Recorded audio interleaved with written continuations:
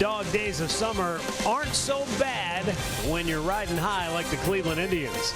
The second-place Minnesota Twins roll into town to try and keep the Indians from running away with the American League Central Division. Right now, the Tribe is 9 games better than Minnesota, the only team in the division with a winning record. And so this probably is, in fact, Minnesota's last stand if they have any hopes at catching the Cleveland Indians. Hi again, everyone. Matt Underwood alongside Rick Manning.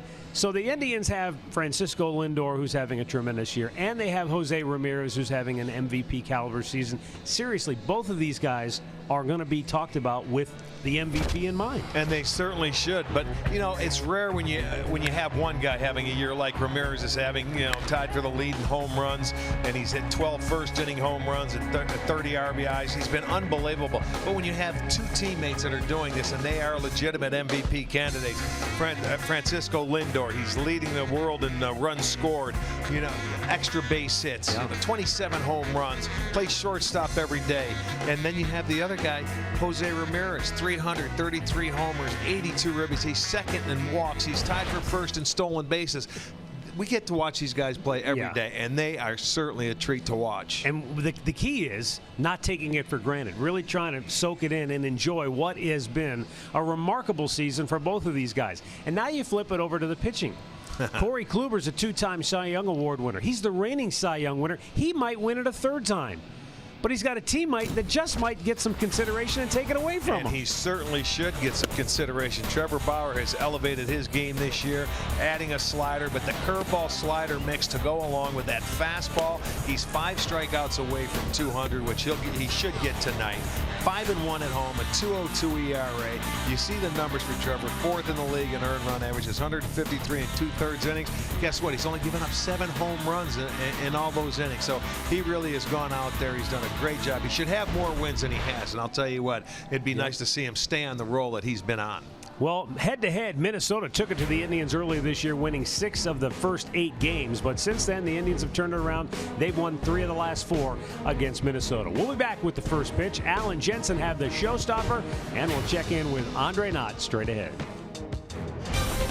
Cleveland Indians baseball is brought to you by Who But W.B. Mason, the official office supplier of the Cleveland Indians. And by Cleveland Clinic Express Care online. Tap the app for 24/7 virtual visits.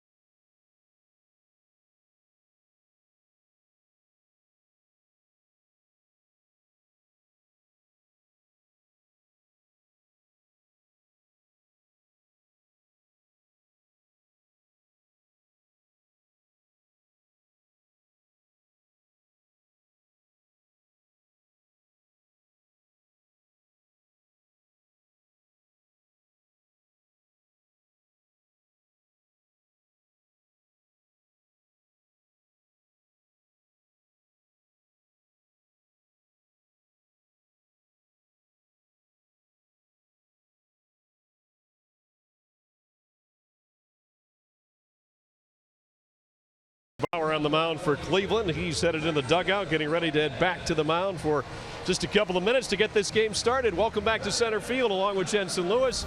I'm Al Pulowski. Let's take a look at our showstopper from yesterday. And Jensen, we talked about an Indians Live. Are the Yankees in trouble? Well, they blew a lead yesterday to the Red Sox. They lost again, and now they're 9.5 back in the American League East. Boston does not love that dirty water surrounding Fenway. They are in trouble. They're taking on water on that Yankee ship, and I'll tell you what, you watch how Oakland has surged in the standings. You look at where Seattle is. They're still hanging tough. Houston not out of the woods yet in the West, but this 4-game sweep and the comeback, I mean, demoralizing as it gets. Yankees open a series in Chicago tonight, but I guarantee you none of those guys slept on the plane flight getting in to Chicago. Tough series for the Yankees indeed. Now pretty much focused on the wild card as we head upstairs. Matt Underwood and Rick Manning have the call on tonight's game. Fellas, it's nice for the Indians to have a 9-game lead instead of looking at a 9.5-game deficit like the Yankees, isn't it? For the longest time, Al, the Indians had the largest lead of any division leader, and it looked like that was never going to be challenged. And all of a sudden you wake up today and Boston has a bigger lead over New York than the Indians. You never would have thought that was possible a few weeks ago, would you? No way. But it shows how quickly it can happen when you play head-to-head and you sweep somebody. Well, speaking of that, that's exactly what Paul Molitor's Minnesota Twins need here tonight. It's a 4-game series. Trevor Bauer's going to try and make sure that doesn't happen. Let's go down to Andre Knott with more on that. He has our Here Right sounds of the game. Thank you very much, Matt. For Trevor Bauer, last start, he picked up a victory, went 6 1/3 innings, but he had 4 walks and was frustrated afterwards because he wasn't able to get the strikeouts that he wanted, and he didn't get as deep into the game as he had planned on. It's 2 things that he's done really well this season. Why the frustration with what the Twins did? Well, here is Trevor to talk about it. And their approach was just odd. Like I could tell in the first inning something was different. It took me a couple innings to figure out that their whole approach was just to look for off-speed stuff in 2 strikes and try to punch at the ball and not strike out. So that changes the game plan a little bit. I don't know, frustrating outing personally, but things to build on. And then obviously, the team won, so that's the ultimate goal of every time I go out there and pitch. Threw some really good breaking balls. Like my slider had ridiculous movement on it tonight, and I threw some that missed the zone by 2 inches and got 0 even reaction out of the hitters. Like it's not even like they check swung or anything. They just looked at it. He's like, that's a pitch that should always be swung at. The slider was in the zone literally the entire way, and just like it was a fastball, they would have taken him right down the middle. But then I tried to throw some fastballs and would miss, or they'd nick them and foul them off, and so it was just a frustrating outing. The game of baseball is all about adjustments, and if you listen to that, it sounds like Trevor maybe was just a little bit behind in making the adjustment he needed to. A very interesting comment by Trevor, because he said if it was a fastball, they would have taken it right down the middle. We'll see if that happens tonight, or how are they going to approach him in this start. We'll see. Trevor's going to be the Northern Ohio Honda starting pitcher for the Cleveland Indians. Trevor Bauer making his 24th start, and he did win the game. So that's the bottom line, like he said. You go out there, you try and win the game. He's 195 strikeouts this year. He should get to 200 tonight. We'll see what happens. This is his 3rd start against the Twins this year. He's 1-1. We'll see if Trevor goes ahead, gets ahead of him, and what he's trying to put them away with tonight. 6 left-handed hitters in the lineup for Paul Molitor's Twins, starting with Joe Mauer, followed by Eddie Rosario. Jorge Polanco batting 3rd, then it's Logan Morrison. Right-handed hitting Miguel Sano bats 5th. Max Kepler is 6th. The second of the right-handed bats is Logan Forsythe, recently acquired from the Dodgers. Jake Cave batting 8th, and Bobby Wilson, the other right-handed bat, is hitting 9th. And let's set the defense for you for the Indians, brought to you by Chrysler. It's going to be Brantley on left, Martine in center. Geyer gets the start over in right field tonight. It'll be Jose Ramirez at 3rd, Francisco Lindor at short, Jason Kipnis at 2nd, Yonder Alonso at 1st, and Roberto Perez behind the plate. Marvin Hudson, the crew chief, will call the balls and strikes. Trip Gibson at 1st, Ryan Addington is at 2nd, and Adrian Johnson down at 3rd. And with that, we are ready to go. Warm, muggy, 85 degrees under cloudy skies, our game time temperature. And we did have some shower activity late this afternoon, but the forecast for the rest of the night looks pretty good. Disappointing year for Paul Molitor and the Twins. Last year, it looked like they had the pieces in place to make a legitimate run at the Indians. They went out in the offseason, they signed some players. But whether it was injury or subpar performances or maybe loftier expectations than were realistic, it just has not worked for the Twins this year. Or all of the above. Yeah, a combination. And I think that's exactly what it was, a combination of everything.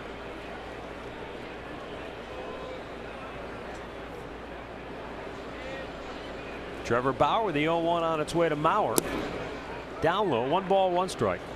Mauer, who has always hit the Indians well in his career, has not been the same guy against Cleveland. He's batted just .200. Does not have a run batted in any of the games against the Indians this season. 2 balls and a strike. He's in the leadoff spot where he has been for 38 of the last 43 games for Minnesota. Yeah, if you're not driving in a lot of runs, you might as well. You're there to get on base. Diving stop by Jason Kipnis and throws him out. A spectacular effort from Kipnis to start the game. Yeah, taking a hit away from Joe Mauer. Ranging to his left. This ball takes a nice big hop for him. You see that top spin on it. Able to flag it down, get up quickly, make the throw. Good play, 1 out.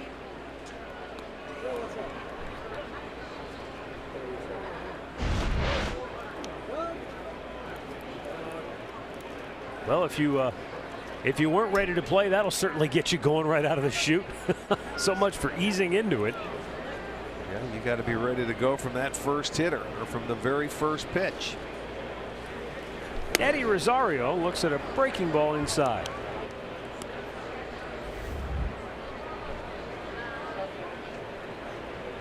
Rosario has stung the Indians this year with a .333 average against Tribe pitching. 6 home runs and 11 runs batted in. Boy, and he's aggressive, and he was swinging hard the last time we were in Minnesota last week. This is back-to-back starts for Trevor against the Twins. You can see 6 homers, 11 RBIs, and he hits everything on the plate, off the plate. Bauer threw a fastball by him, and it's 1-2.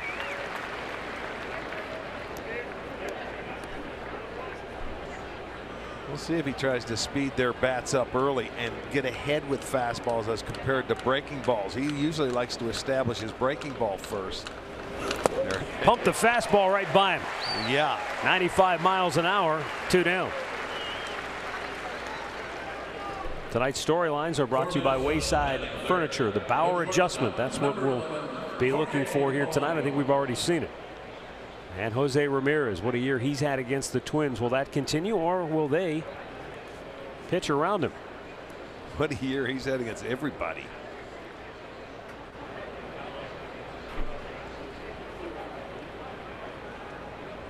Jorge Polanco takes a look at a fastball right down the heart of the plate.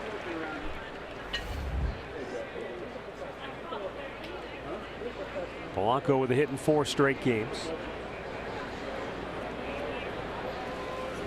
And Bauer misses in the dirt. That'll leave in the count at 1-1.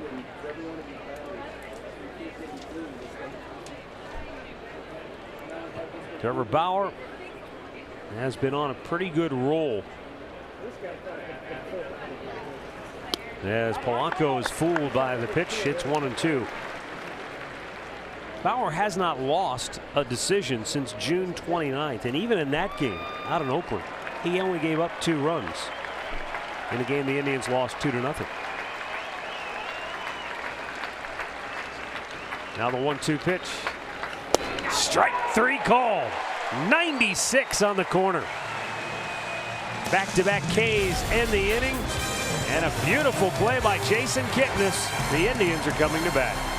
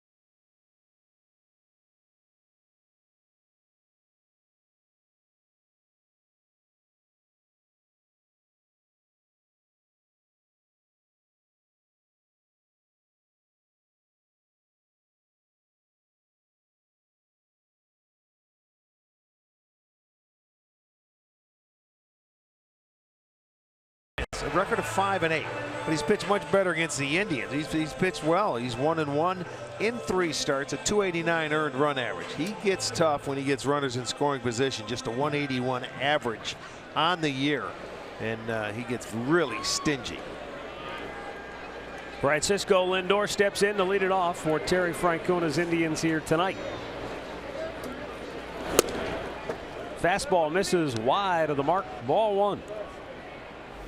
Lindor is 7th in the American League in home runs. He is tied for 9th in runs batted in.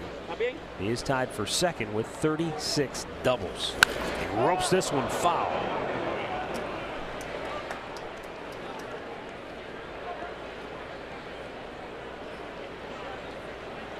Against the Twins, Lindor has homered 4 times, including a memorable home run in Puerto Rico against the Twins in the first game of that 2-game series.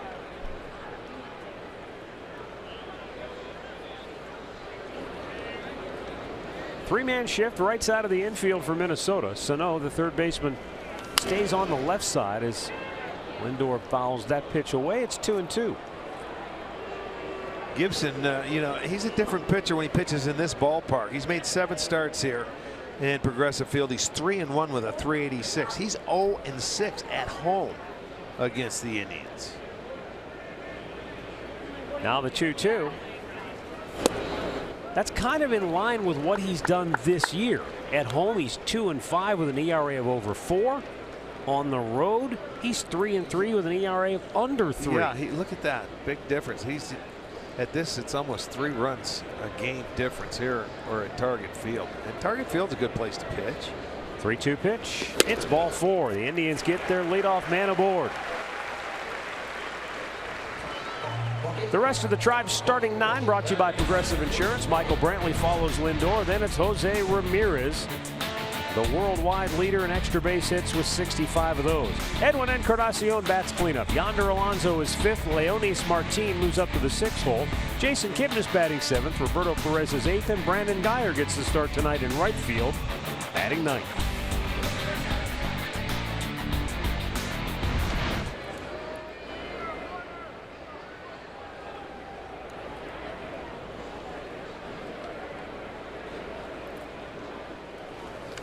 Right back up the middle and through. Lindor hits the bag at second. He'll hold right there. And the Indians have their first 2 on in the first inning as Michael Brantley just slammed that ball right back up the gut. I'll tell you what, he's not going to spot him anything today. He goes right back up and smokes one right back up the middle into center field for a base hit. Now let's check out that Minnesota defense behind Gibson tonight. Rosario is in left, Cave is in center, Kepler over in right. On the infield, it's Sano, Polanco, Forsythe, and Maurer, and Wilson is behind the plate.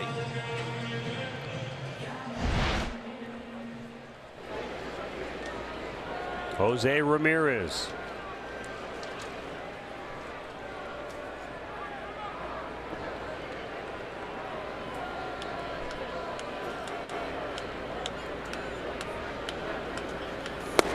He takes a pitch just in off the plate for ball 1. That's what Gibson did last start. He made it first time through that lineup, made it a point to go inside to the left-handed hitters and get them looking in.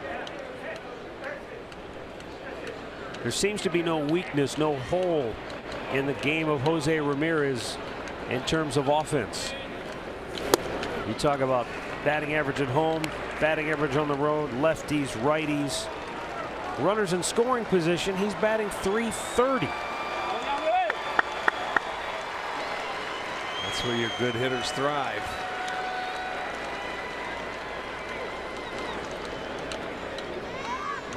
Throw back ball gets away. Lindor's off and he'll head to third, and Brantley alertly moves up to second base. Boy, that's a nice break there. You know, sometimes early you don't mind. Some pitchers don't like to throw the ball to second base. I don't know if this one hit the bag or hit Lindor or what it did, but it made him aware. There's Polanco coming in. That's a daylight play, and it wasn't a bad throw. It looked like he just whiffed it, didn't it? Yeah, it was a good throw by Gibson. He did just whiff it. See, he's on the move. That's going to be a tough error if you give it to Gibson. I would think the error almost has to go to Polanco. He just didn't catch the ball. I would agree with that. Either way, it's an error, and the runners move up. It's an E6, correct. Might have been a case where he took his eye off the ball looking at Lindor Plus as he he's was moving. closing in on him there. Here's the 2-0 now to Ramirez. High and down the right field line. Got to get it done with Kepler out there. Kepler, they bang into each other. The second baseman Forsythe made the play, but Kepler decked him to the turf. Lindor scores. Brantley goes to third. It's 1-0 Cleveland. Well, You've got a new player in Forsythe and maybe just a lack of familiarity there. It has nothing to do. That's an outfielder's ball. It's easier for the outfield with the momentum and a man on third base. Forsythe should have ran out of the play. Look at the outfielder's easy. Lindor would not have been able to score if Forsythe gets out of his way and lets Kepler take the ball. You could see Kepler calling for it. You could see they both were, but on an infielder, that's not knowing the situation of the base runners. And even Brantley able to tag up from second and go to third for another run. So big break there for the Tribe. The error and then the mistake there, even though they get an out. Infield is back for Edwin Encarnacion. The ball's in the dirt, nicely blocked by Bobby Wilson.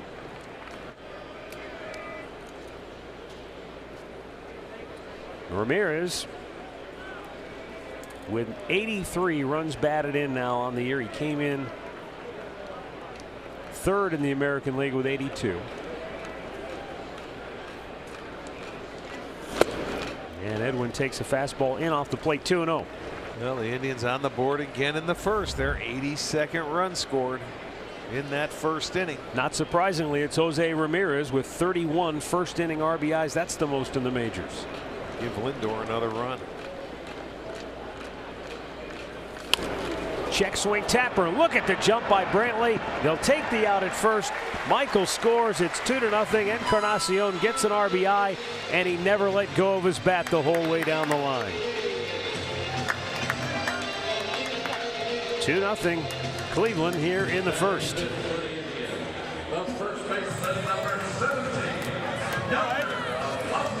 What's the old adage? Put the ball in play and something good might happen. Even on a check swing, something good happened for Edwin and the Indians. Yeah, your goal is to get him in. Look at it. He's smiling. He's happy.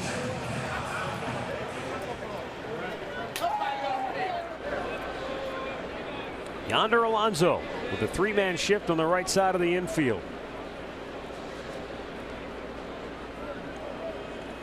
You know, you look at some of the numbers for Indians hitters, and it's no real mystery why the Twins have had success against Cleveland this year. Ramirez is the only starter in the lineup that has played on a regular basis that has batted over .245 against the Twins this year. Everybody else has really struggled against Minnesota pitching for whatever reason. Kepler will make the catch just inside the line, and the inning is over. 2 runs, a hit, nobody left. The Indians have the early lead.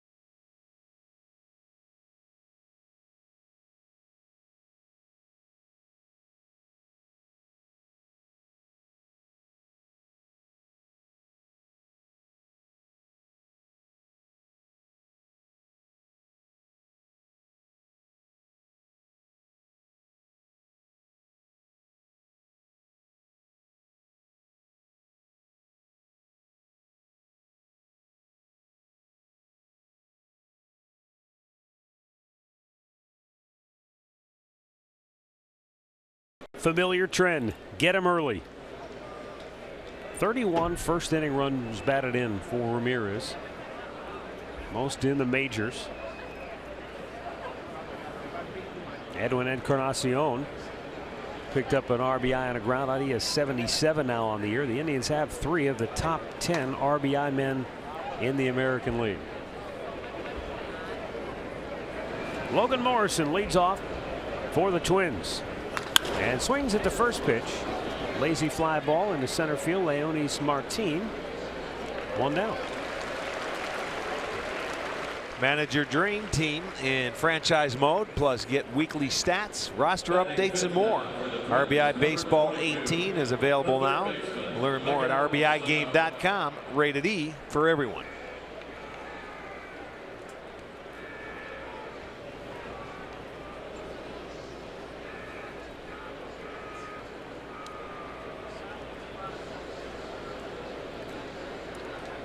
Miguel Sano.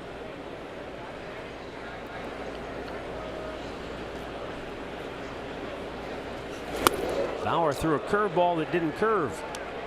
And it's 1-0.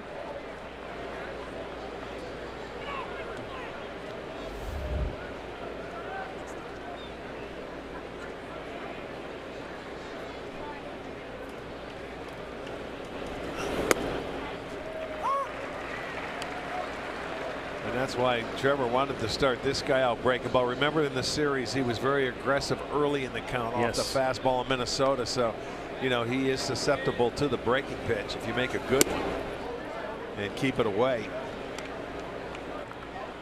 2-1 the count.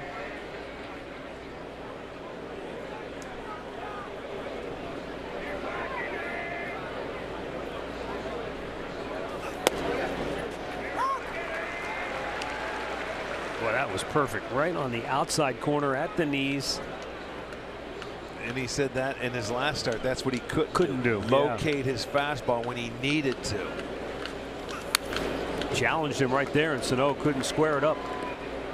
And the reason? It wasn't right down the heart of the plate. It was in enough. And that's what's got to be sometimes frustrating, even though it's challenging for a starting pitcher, when you don't have that command you're used to having. Swung out and missed. He whiffed him with a beautiful curveball. Already 3 strikeouts for Trevor Bauer. Yeah, and he only needed 1 tonight to tie his career high, which he had last year, 196. He's sitting at 198 now on our Nissan pitch tracker, a slider away. That's the one that starts on the outside corner. It finishes off the plate, and he says, a hitter's got to swing at that. It looks like a strike all the way. He knows it. Well, he's made the adjustment to this point from his last start. Every strikeout the rest of the year for Bauer, a new career high. Closing in on the 200 mark. Max Kepler coming off a good homestand for the Twins, which included games against the Indians. He went 9 for 18 with a homer and a couple of doubles.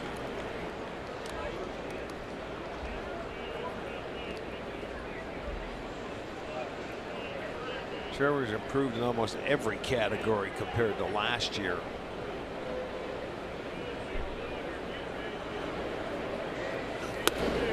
Fastball just misses up high, and it's 3-0.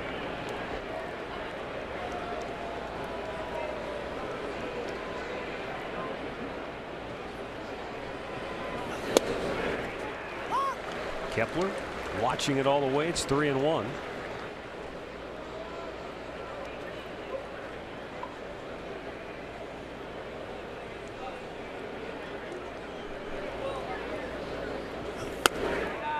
And he walks him. First base runner for Minnesota.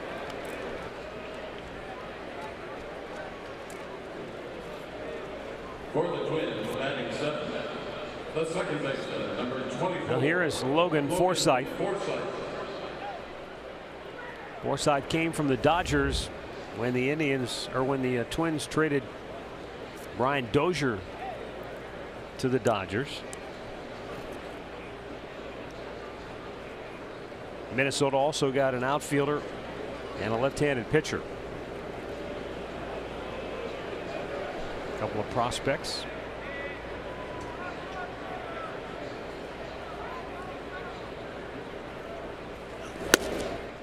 Twins are the 4th organization that Forsythe has played for. He was with San Diego, Tampa Bay,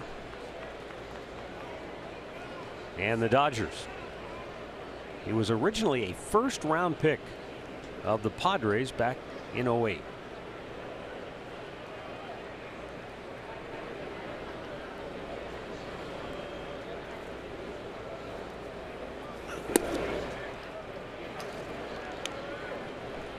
Two balls, no strikes.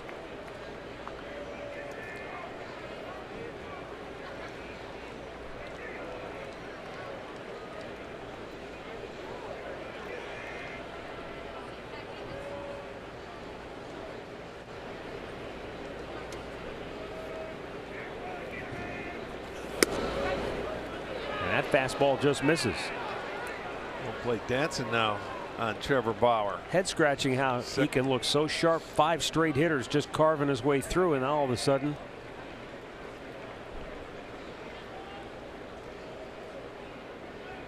a 5-pitch walk. Now a 3-0 on its way to Forsythe, and it's 3-1.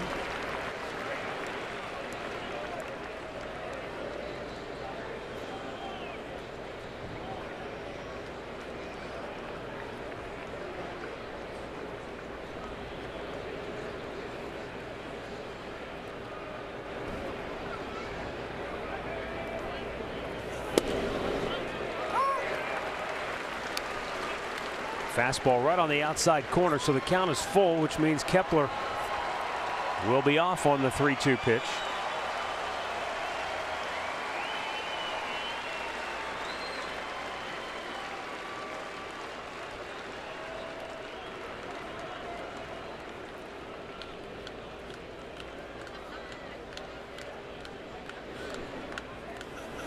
Struck him out. Threw it by him. Perez held on to the foul tip. 4 Ks for Bauer through 2 scoreless. Indians on top 2-0.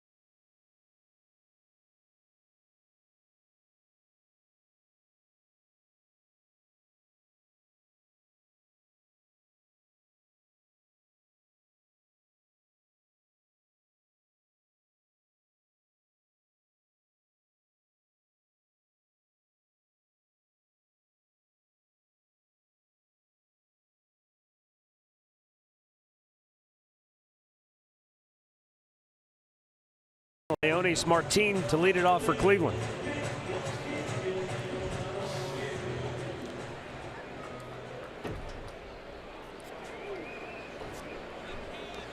Moved up in the lineup a little bit tonight, hitting in the number 6 hole.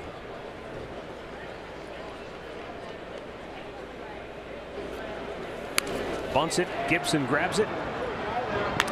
Throws him out one away. Yep.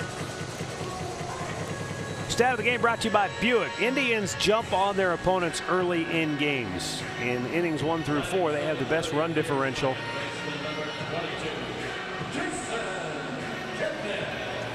in the majors. I mean, plus 95. That's getting out in front, and that's the way this team likes to play. It's been that way really for the last 3 years.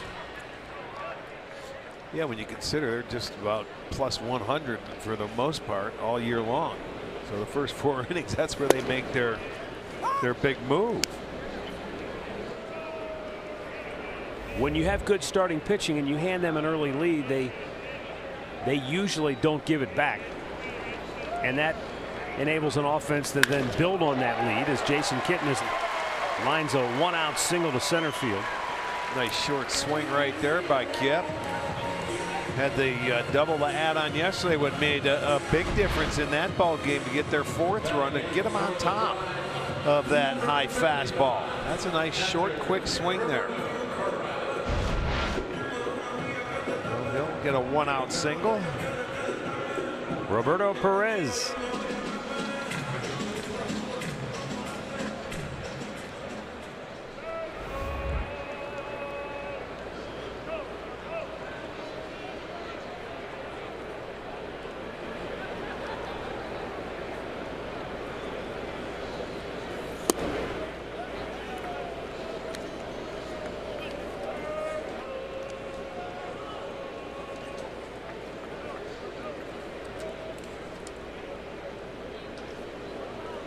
Roberto Perez stepping in against Kyle Gibson has to feel some confidence. He swung the bat well against him in Minnesota, showing bunt, and pulled it back.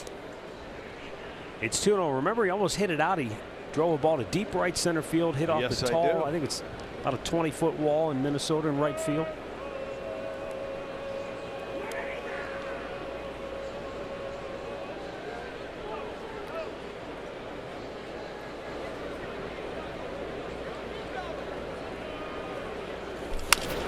Double play ball, too short.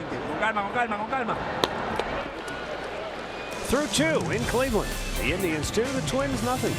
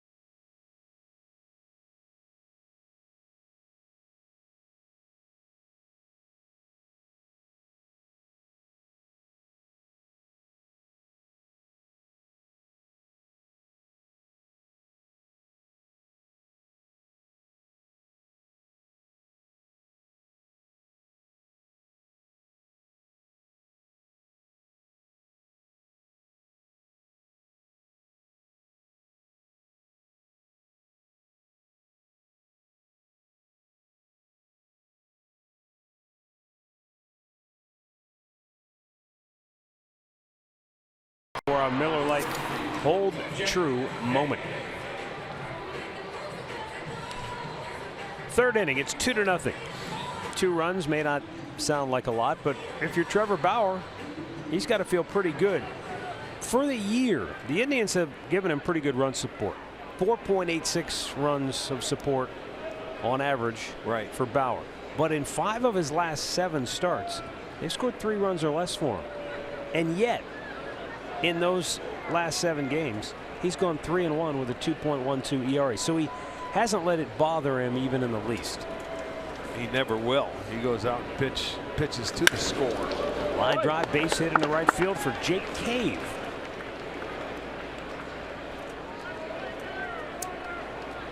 First hit of the night for the Twins. Batting 9 for the Twins. Catcher. And when you look at Trevor at home, Bobby Wilson. he's allowed 2 or fewer runs in each of his last 5 home starts, going back to the middle of June.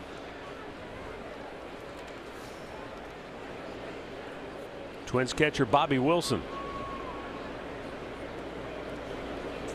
He's gone just 2 for 13 against Indians pitching.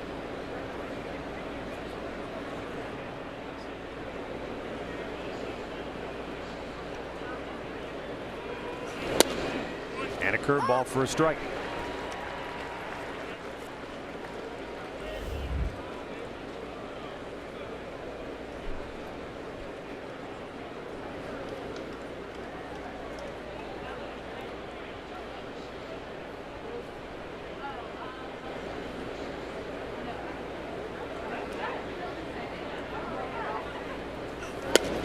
That hit by Jake Cave is only the 121st hit allowed by Bauer in 155 2/3 innings of work this year.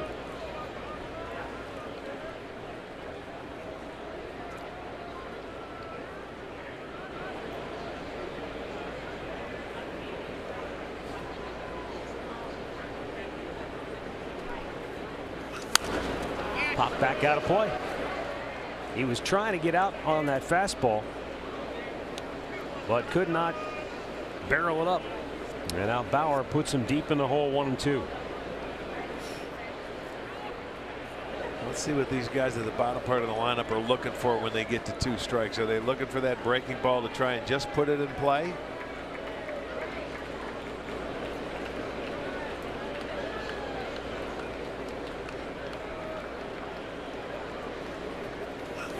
There's the fastball just off the plate.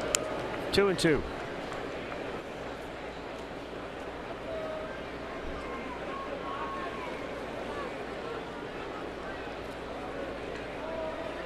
Joe Mauer waiting on deck. Leadoff man aboard for the Twins here in the 3rd. The 2-2. Strike 3 call. Got that one. Strikeout number 200 for Trevor Bauer.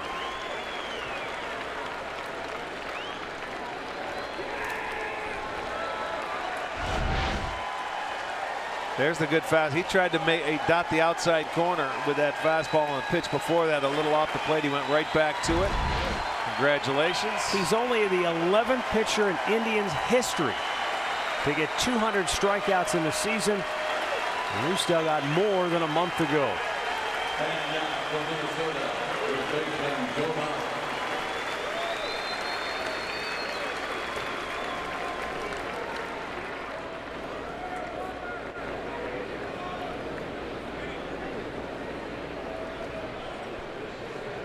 I would think as an athlete, as a competitor, that's got to be an awkward moment. You're being saluted for something you've accomplished, but you're in the middle of competing. It's a 2-0 game. It's not like this one's in the bag by any means. No, and you know what? They're just showing their appreciation. It's his 24th start, and he already has 200 strikeouts. You know, we saw Chris Sale. He did it, one of the shortest times. But there's not many guys with it right now in all of baseball. So that's a pretty nice accomplishment for him. And a lot of it stems from all that hard work he put in, from getting ahead of the hitters, pitching in front of the count. Those strikeouts come from quality pitches. And Bauer with a good fastball to even the count on Mauer.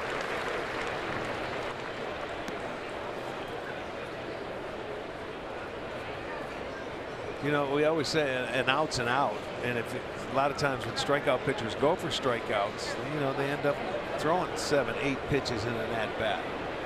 And nowadays it's hard to do that if you want to hang around the ball game, and that's how you get more wins. In the air, left center. Martin calling for it. The center fielder has it. 2 down.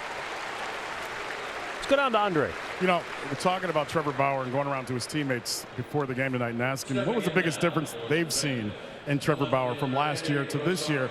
And I thought Francisco Lindor maybe had the best comments out of everyone. He says he's pitching with a purpose. He's doing everything with a purpose. And then Frankie looked at me and goes, I don't know what the purpose is. He goes, but he has it. He goes, I don't know if he wants to win Cy Youngs, if he wants the most strikeouts, if he's trying to prove something to the management. He goes, but in everything he's done, I've gained the respect for him because there's a purpose to what he's doing, and he's sticking to it. Andre, I thought the comment you got from Josh Tomlin was the most enlightening, where Tomlin basically just insinuated that Bauer, because of how he feels now, comfortable around his teammates, that he can interact now more easily. There's feedback available, and instead of bristling at what somebody else has said, he's more accepting of it. Well, and Trevor agrees with that because I've talked to him that over the last few days, and he just feels like whether it be the change in pitching coaches or different things with the players and guys knowing him, he feels like he can go to a Neil Ramirez or he can go to a Mike Clevenger or he can talk to those, different pitchers about what's going well for him, what's going bad for a guy, and they accept him now. And I think that plays into what you're saying. Instead of looking at him like, what's with the crazy guy? And he brings that upon himself sometimes, and he knows it. 1 ball, 1 strike. Well, he's his own person. And I give him credit. I think that the light went off when he lowered his walks a little bit more this year. And I think that third pitch, that 1-1 count to where he can get to 1-2, and he knows how important that is. He can go for his strikeouts also. Rosario reached for it, but it's foul. 1-2. These are the counts you're talking about, Arch. I mean, it's 1-2, 0-2, 1-2. He's been so good this year doing that. And that's where they come from, quality pitches. Kluber did that for years. He watched them go out there and just, get ahead of the hitters. Now you don't, you can move the ball off the plate a little bit more, which he's very capable of doing. He's got 4 0-2, 1-2 counts at this point and 3 strikeouts. So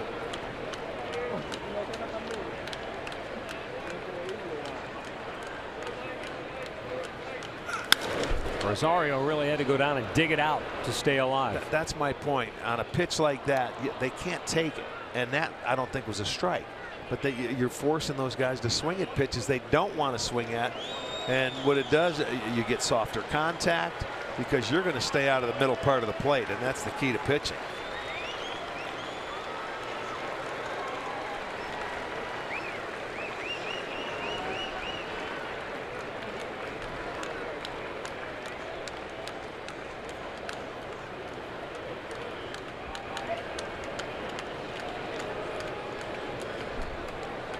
One-two pitch in the dirt, picked nicely by Perez. And when you're a pitcher like Trevor Bauer and you have the kind of stuff he has, when you get to those 1-2, 0-2 counts, you can bury guys and put them away. But when that count's flipped the other way, it doesn't matter how good your stuff is because of the way the hitter can eliminate. If you make a nasty pitch, they can take it and not even offer at it. But with 2 strikes on you, and you only have a ball or 2 balls, they have to swing. 2-2 fouled away by Rosario. See, this is a good hitter, and good hitters will find a way to fight off good pitches to live for another pitch. But we know Trevor's not a guy that gives in. He's a guy that's going to battle you tooth and nail all the way through each and every at bat. And Paul Molitor said it best when we were in Minnesota. He said, we've seen Trevor Bauer go from a guy who just had great stuff to a guy who brings that consistency every time you face him.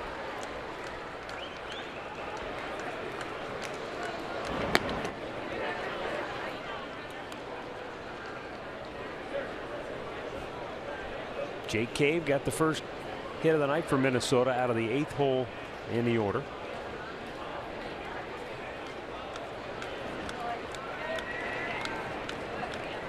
Rosario was overpowered by a Trevor Bauer fastball in the first.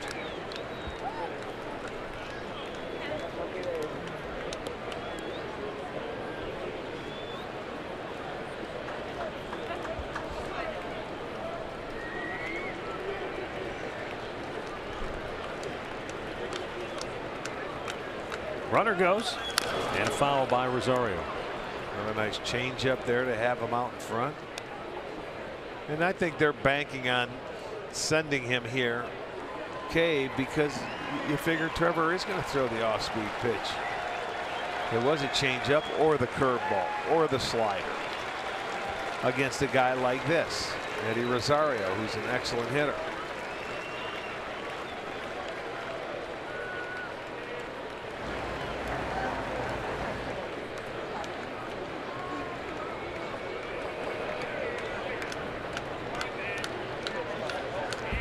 Swung on and missed. He went up the ladder and strikes him out.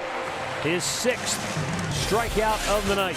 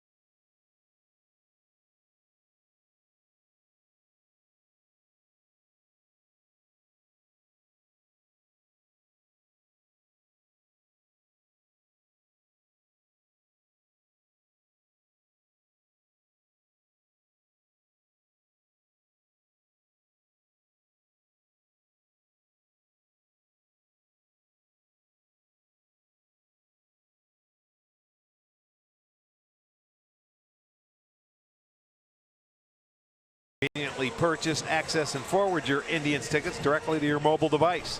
Then have it scanned for entrance to the ballpark. No need to print tickets.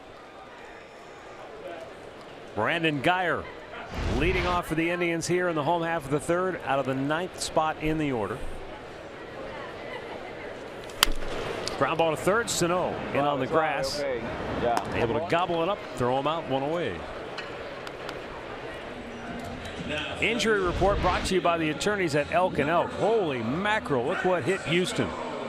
George Springer, Carlos Correa, Jose Altuve, not to mention Brian McCann, McCullers, Davinsky. I mean, they have really been hit hard by the injury bug. Well, that's why they're coming back to the pack. Oakland now. Just 4 games out of first. Yeah, in 2nd place in that division. They've won, what, 33 out of their last 43 games. Oakland has won 6 in a row. Off tonight, they host the Dodgers tomorrow. Nice series tomorrow in Oakland. Rematch of the '88 World Series. That's right.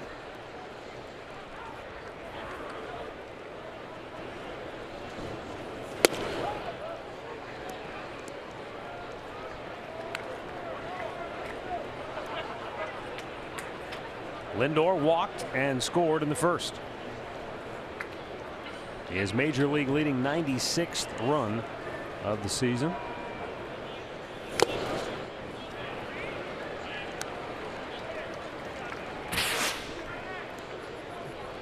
Minnesota putting the shift on, and they've got action now as Sano goes to the right side. Yeah, they always switch it in that when you get to a couple of strikes. Then that 3rd baseman over to the right side.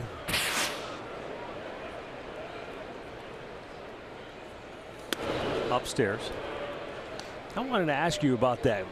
That shift chart reminded me a couple of years ago when Lindor was still kind of figuring things out as a hitter. He would go out of the strike zone. He had some unbelievable hits where he would take a ball maybe a good 6 to 8 inches, maybe a foot off the plate, and he'd flick it to left field.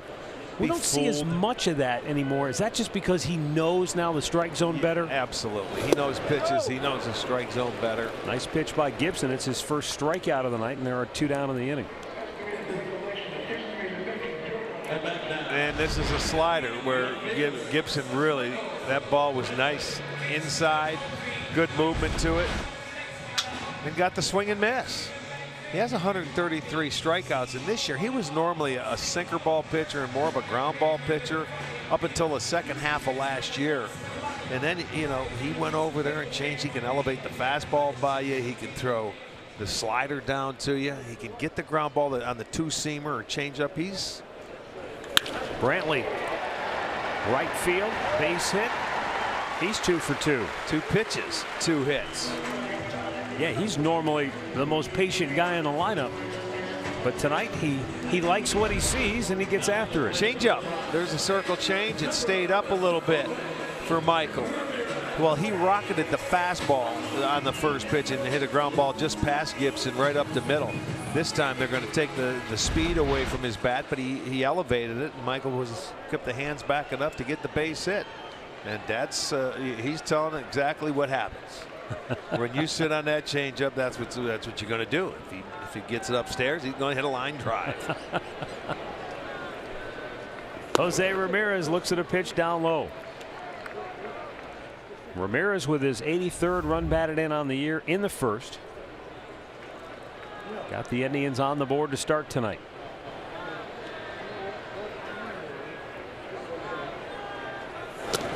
And he's out in front, 1-1.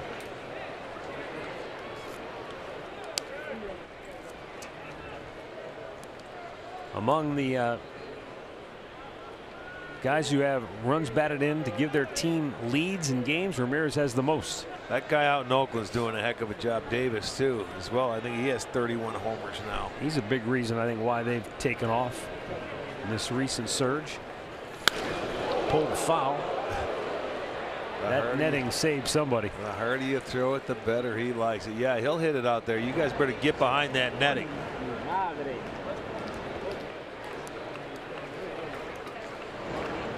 Well, when he hits your fastball and he pulls it that far, you better go back to the changeup that he threw him the pitch before.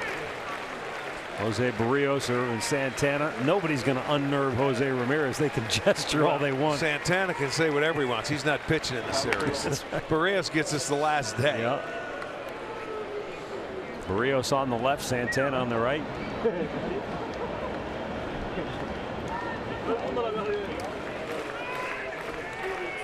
Barrios pitched a gem against the Indians down in Puerto Rico back in April. A little outside, just off the plate. Great pitch and a great take. That's one where he's easy. You can chase after that one if you get a little aggressive. But that was in a pretty good location. Ramirez did not bite. And that's where Gibson as a pitcher saying, how can he take that with 2 strikes? Well, that's how good Ramirez has been. Yeah. That's how you become a 300 hitter, by taking those pitches instead of swinging at them. You swing at them, you're a 240 hitter.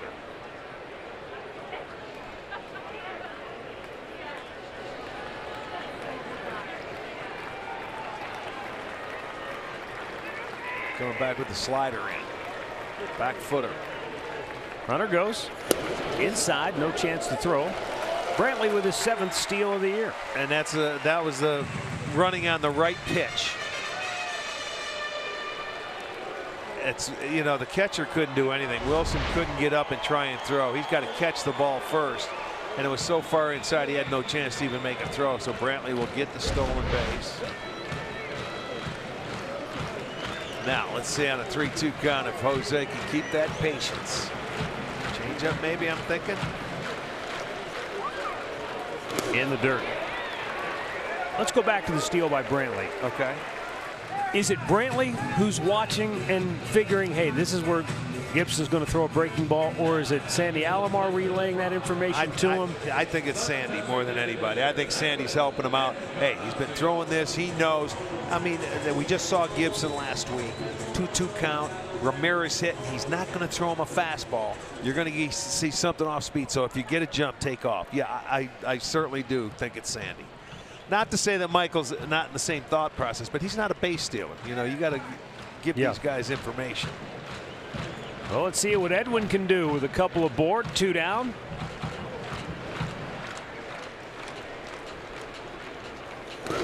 Another good stop by Bobby Wilson on a ball in the dirt. Encarnacion in his career, 23 homers, 73 runs batted in against Minnesota pitching. 4 of those home runs, 11 runs batted in, make it 12 runs batted in, have come this year.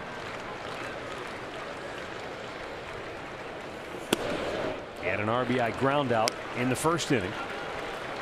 It made it 2-0, and now he's sitting pretty. And this is where we were talking before about pitchers getting ahead. This is where, as the hitter, it's a lot easier. Yeah, you can keyhole him now and make him throw one of your pitches or something that you're looking for. Moreno. Well, he's being careful here with Edwin. And Edwin can just hang out, man. He has 4 homers off of Gibson. That's why he's being a little more careful. Even if you load the bases, maybe he'd rather face Alonso.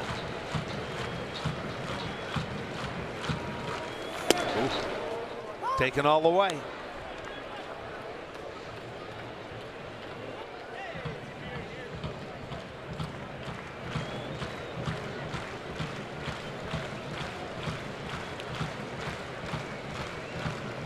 Two on, 2 out, 3-1 pitch. Almost jumped out of his shoes swinging at that one. Full count.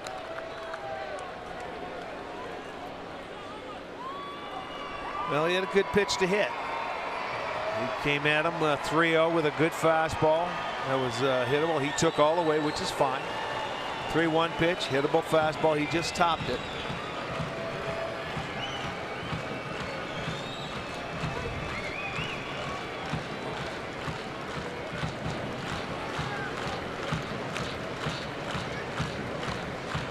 Runners are off on the 3-2. And he took it. A breaking ball in there for a called third strike to end the inning. 2-0 Cleveland through 3.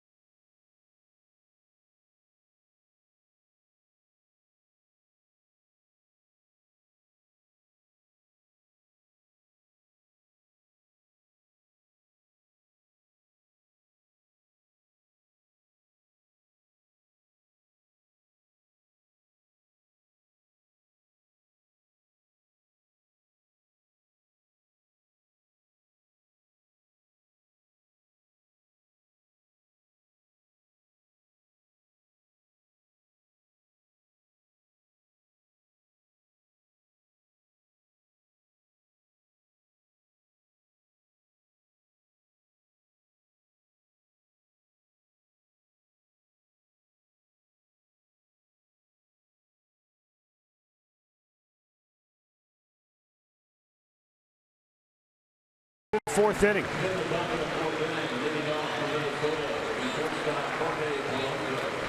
Six strikeouts for Trevor Bauer.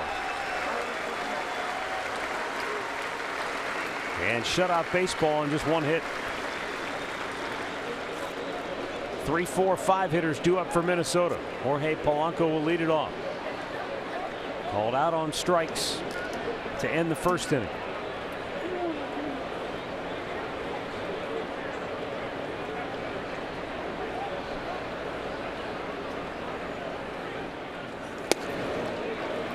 Swing and a miss. Polanco with a hit in 11 of his last 12 games. Polanco was geared for that first pitch fastball, and Trevor pulled the string on him. Another good curveball. It's 0-2.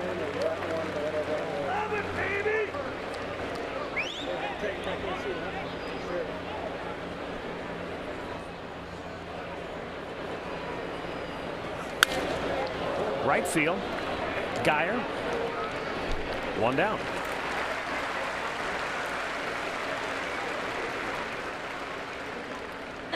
Well, during the commercial break, the Indians were having on the scoreboard the KeyBank Key game that they play every game, and that young man was surprised by his dad, Chief Petty Officer Tim Lee, returning from a year-long deployment. If that doesn't get you, nothing will. Yeah, that young man thought he had a chance to win some money. He didn't realize he was going to see Daddy. Been gone for a year. It's pretty cool what happened here. Crowd loved it as well. Morrison following it back.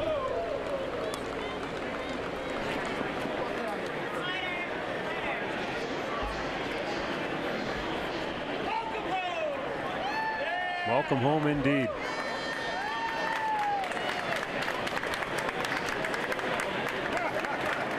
I don't know who's crying more, his son or him. Pretty emotional moment. Morrison sends one high in the air, down the line, slicing. Brantley's there, but can't quite get to it.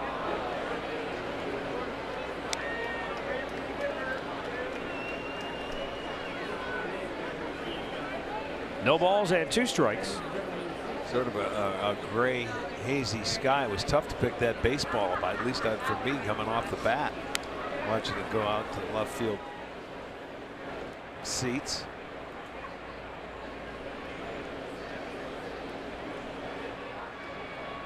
Since June 23rd, Morrison has hit 8 home runs. That's the most by any Twins player. He's down on strikes. That's 7 Ks for Trevor Bauer. 2 down in the inning. Trevor's got it rolling tonight, boy. He really does. He's got a nice combination of fastballs, off-speed pitches. Here's a breaking ball, a curveball. He started threw a lot of fastballs the first time through the lineup, so he's speeding up their bat. Second time through, he started him off to the leadoff man with a changeup. And he's getting the other guys with the curveball because he's speeding up their bat. That's 11 consecutive strikes thrown by Trevor Bauer.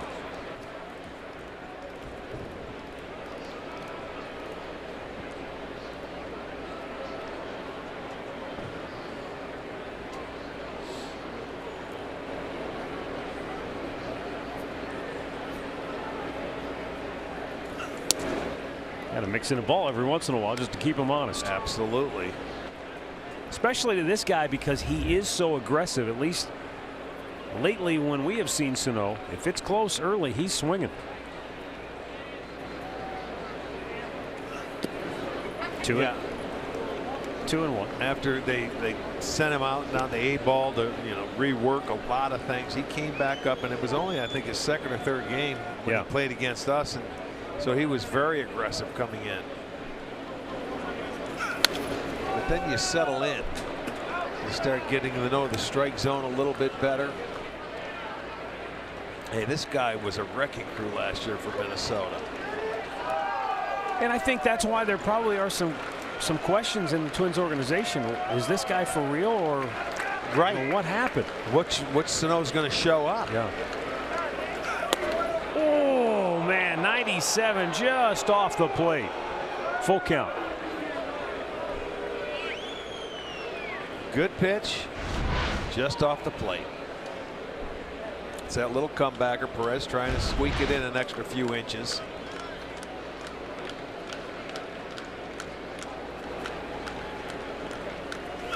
Slowed it down, and it's fouled off.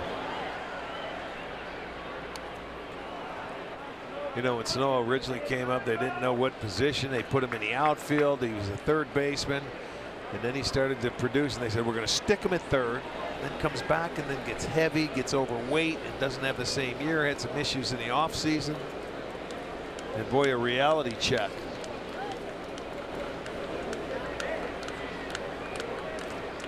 Minnesota today 0 for 8, but they have 2 strikes on them. Missed outside.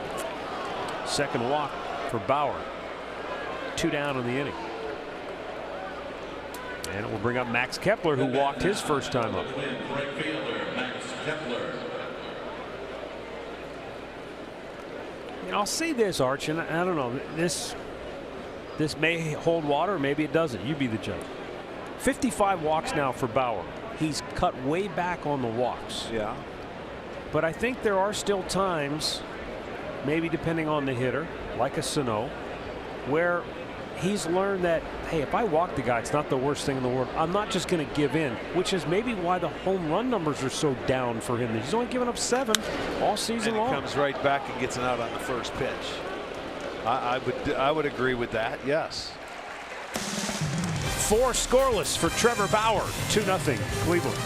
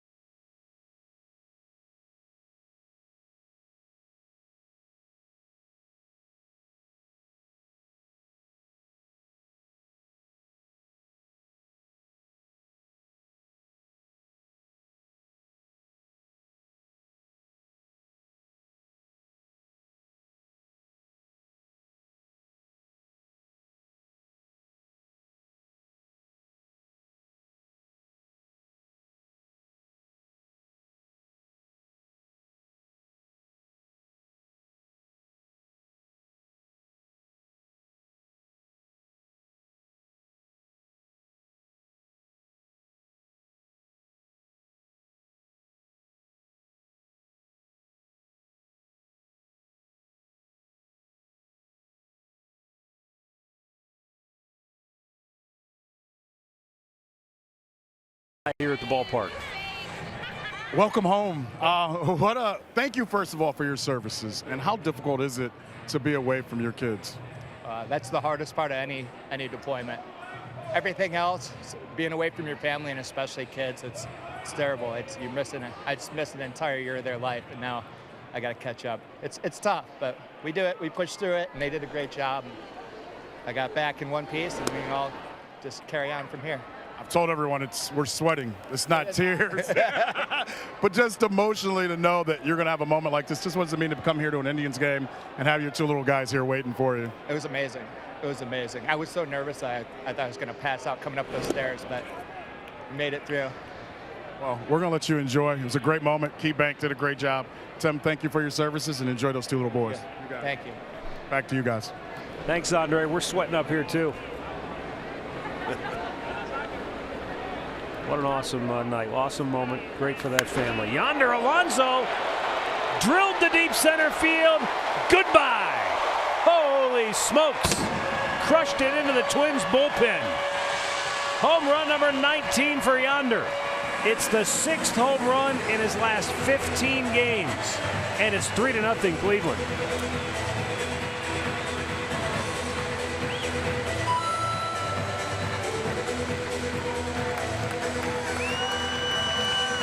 Good swing.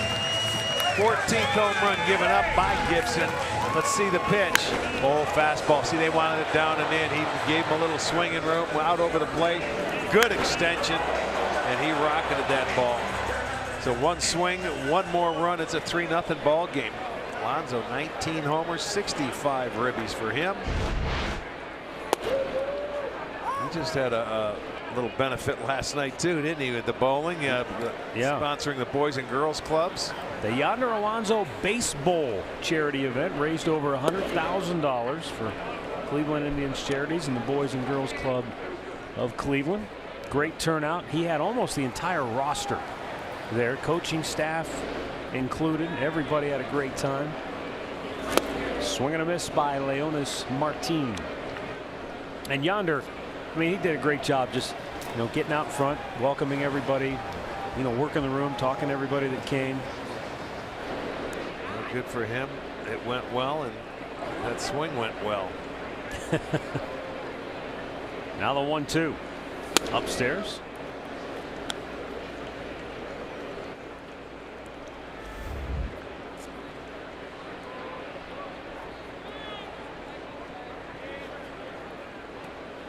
Martin grounded out his first time up. They tried to bunt for a base hit. Yeah, that didn't work, and neither did that swing. Third strikeout for Kyle Gibson, 1 down. To the plate now. Statcast by AWS, or I should say Statcast AI powered by AWS, shows you that the home run by Alonso traveled well over 400 feet. That fastball he gave him, the swinger traveled right into the barrel of that bat, right into the swing plane of Alonso.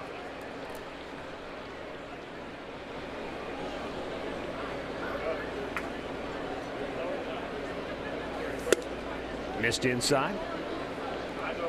I think Yonder was really touched last night by just how many guys came. Teammates after a ball game. You only have so many nights free with a family during a season, and a lot of his teammates have young children, but they made their way there. Jason Kipnis was there. Like I said, almost the entire roster made it out. The only guys that didn't come were guys that had other prior commitments. Sure. 2-0 pitch pulled foul by Jason Kipnis. Andrew Miller looked like he was getting pretty into it with the rolling them down the lanes. Oh yeah. Yeah. Cody Allen. And the cool thing is they all got their own personalized bowling shoes. They're pretty sweet. Fouled back. So Yonder took care of his guys.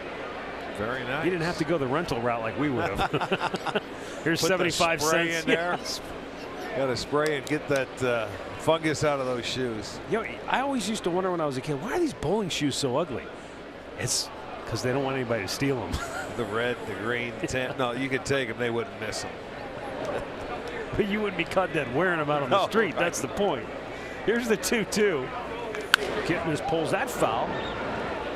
Kip's got a nice short swing working right now. Solid line drive single his first time up. Body's no movement, and he's really working the hands well.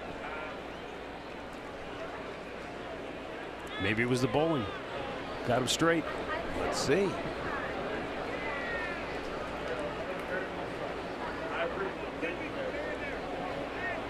The 2-2. Pulled foul again.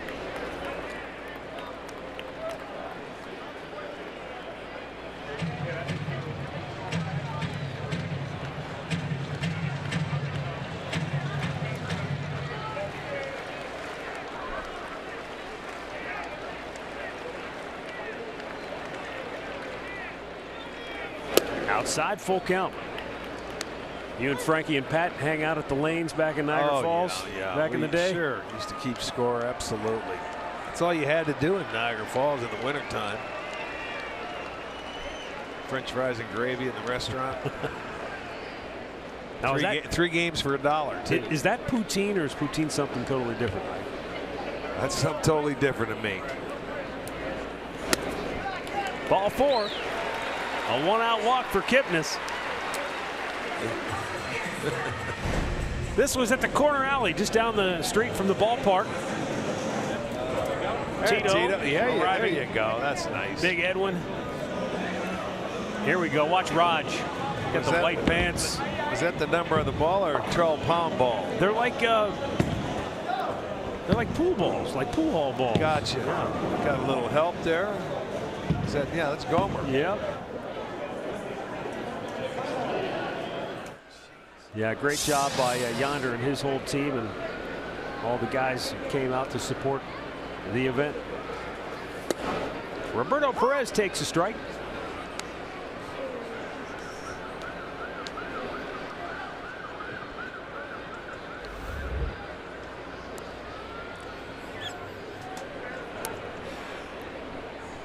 We've got a big stir.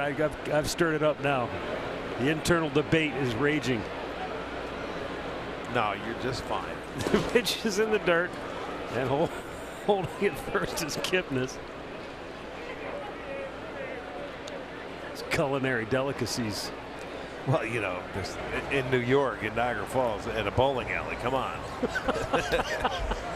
They didn't exactly have Chef Louis in the back. No, they did not. No, Wolfgang Puck was coming in. And then on the other side of the alley was the pool hall. That's where the action was. Now the 1-1. Nope, time. Was time called? Or did he just step away? I think time was called.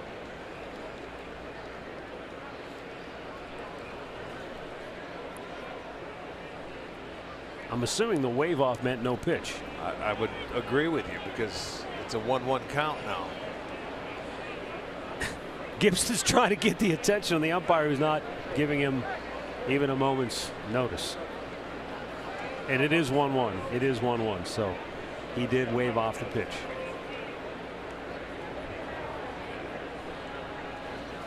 Inside.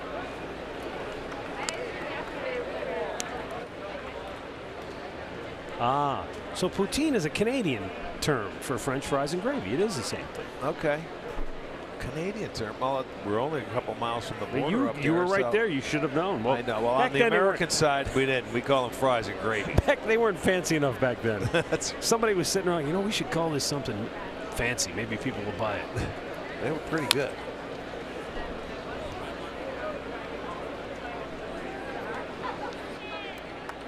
Oh, now Gary Coach weighs in, says poutine has cheese curds added to the dish. So okay, maybe it is so. You didn't have those. They didn't have cheese in Niagara Falls. And then he says in Baltimore, French fries and gravy is known as wets. What are you, the Food Channel back there?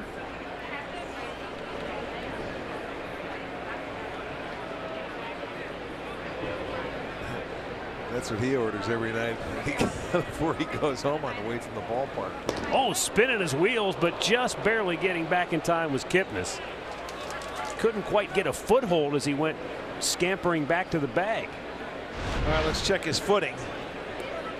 Oh yeah,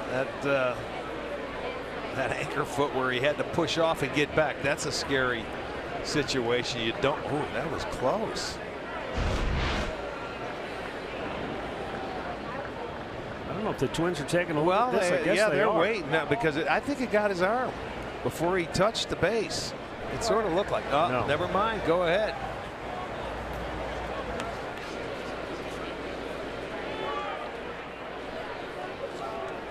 So 2 balls, 2 strikes, 1 on, 1 out. Indians up 3-0 here in the 4th.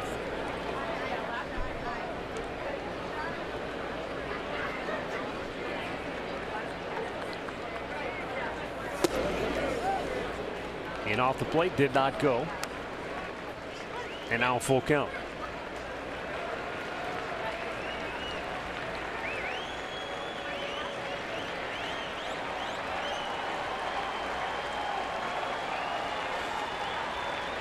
It's the 5th full count now for Kyle Gibson tonight.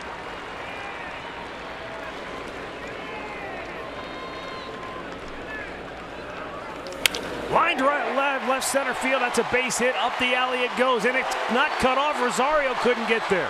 Kipnis will score all the way from first into second with an RBI double is Roberto Perez, and it's 4-0. I tell you, that ball was smoked on the full count. Almost looked like when it hit the turf, it hit an extra gear because it got by Rosario in a heartbeat. Yeah, it sure did. You watch, he thought he was going to cut it off, and by the time he was over there to backhand it and bend over, oh no, he didn't even have to backhand it. It just shot by him. And it got all the way to the wall, so Kipnis can score easily. He was off and running. You know, that takes the guts there. With 3-0 lead, Tito says, I'm going to start my run-up because Perez strikes out a lot. But he put it in play, and something good really happened from that. Kipnis could score easily. So they make it a 4-0 game. And now Brandon Geyer, who takes a pitch down low, ball 1. Brandon Geyer in his last 19 games, that's since July the 1st, he's batted .367, 3 doubles, 2 homers, 9 runs batted in.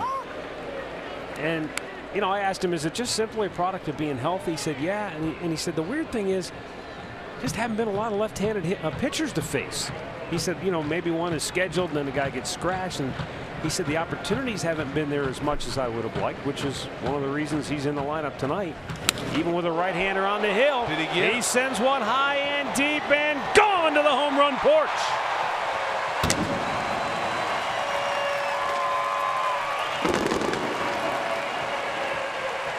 Sixth home run of the year for Geyer. It's the 3rd in his last 20 games played. Well, it's nice to see him get an opportunity tonight against a right-hander because he'll be playing tomorrow because there is a left-hander pitcher for Minnesota. And Milky Cabrera had terrible numbers against Gibson, so Tito puts Geyer in for a start. And what's he do? Hits a breaking ball and gets it and leaves the yard out on the home run porch. That's his first home run off a right-hander this year. That's his 6th home run on the season. Good to see. And it is now a 6-0 game. Bottom of the order, putting up the thump here in the 4th inning. It started with a Yonder Alonso solo homer. But then after the walk to Kipnis, Roberto Perez an RBI double, Geyer a 2-run homer.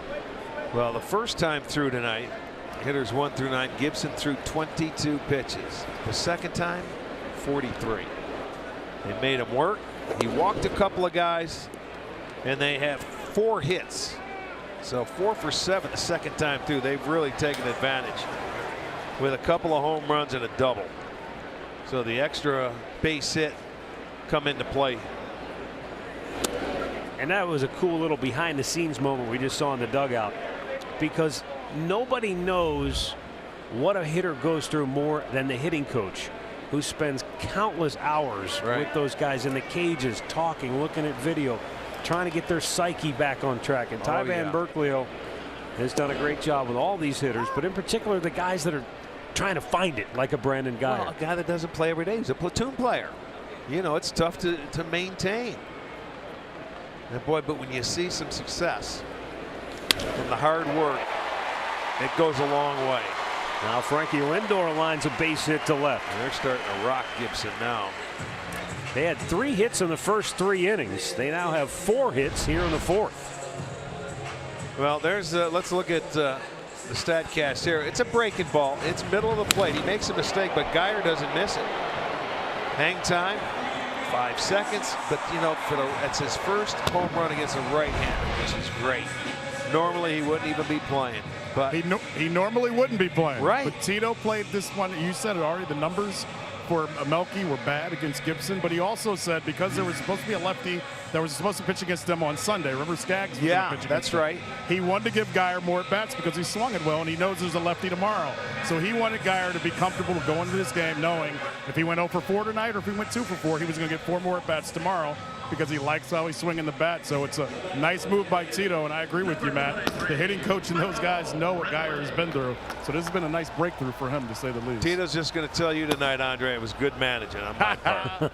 Well, and you're going to say, yes, sir, I know. I do. I don't know. What was that food you guys were talking about earlier? Poutine.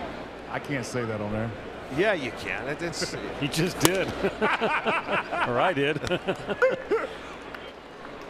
Well, Michael Brantley is at the plate. Brantley has singled twice tonight. Lindor is at first, 3 on the right side of the infield for the Twins. Brantley hasn't been shy. He saw 2 pitches, had 2 hits his first 2 times up. Yeah, one a fastball and one a changeup.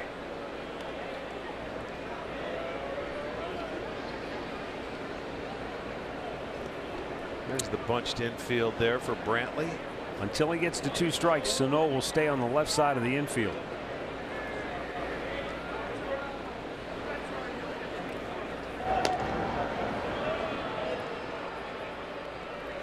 Yeah, they don't want him turning a double play up until 2 strikes.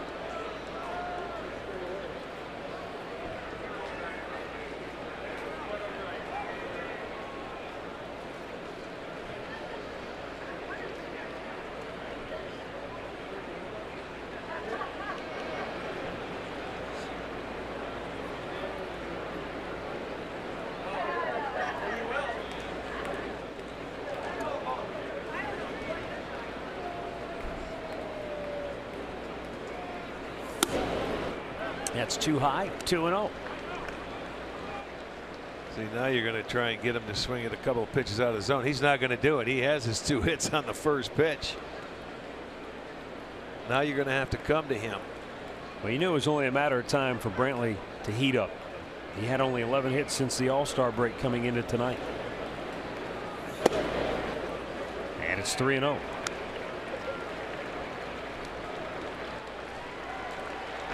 Getting close.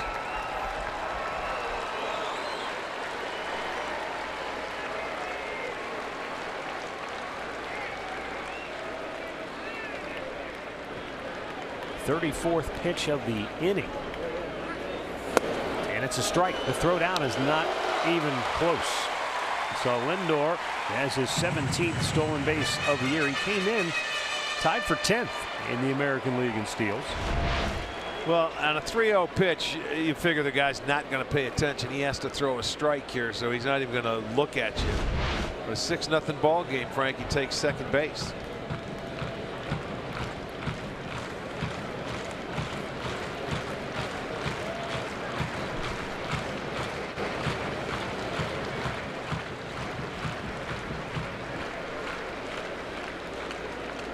Three-one offering. Brantley with a ground ball. And Polanco on the right side of the infield with a shift on, able to throw out Michael. That's out number 2. Lindor moves to third. And the 8th man to bat in the inning will be Jose Ramirez.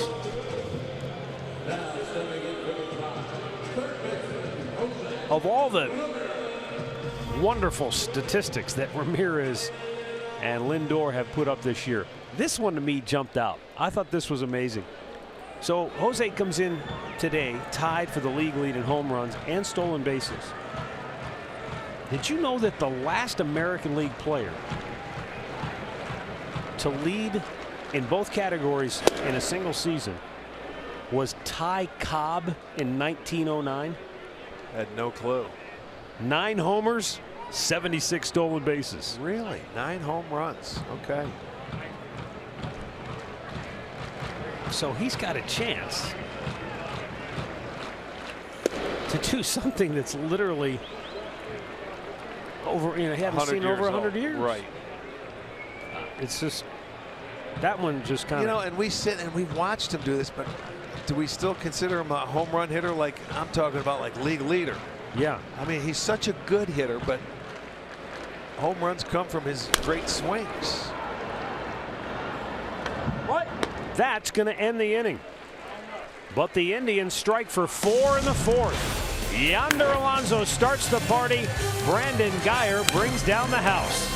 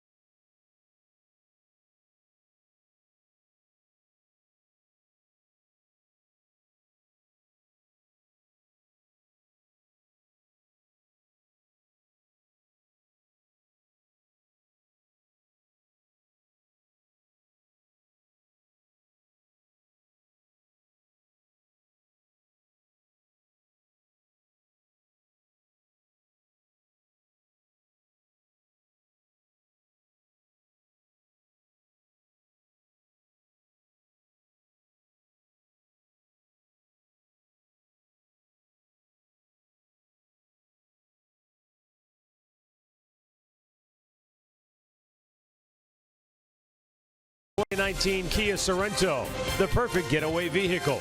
Visit KiaDealers.com to learn more. And by Levin Furniture. For the best deals on furniture and mattresses, shop Levin's. Back here at Progressive Field, the Indians out-muscling the Minnesota Twins tonight 6-0. And Trevor Bauer spinning a one-hit shutout through 4. Logan Forsythe leads off the 5th. He struck out his first time up.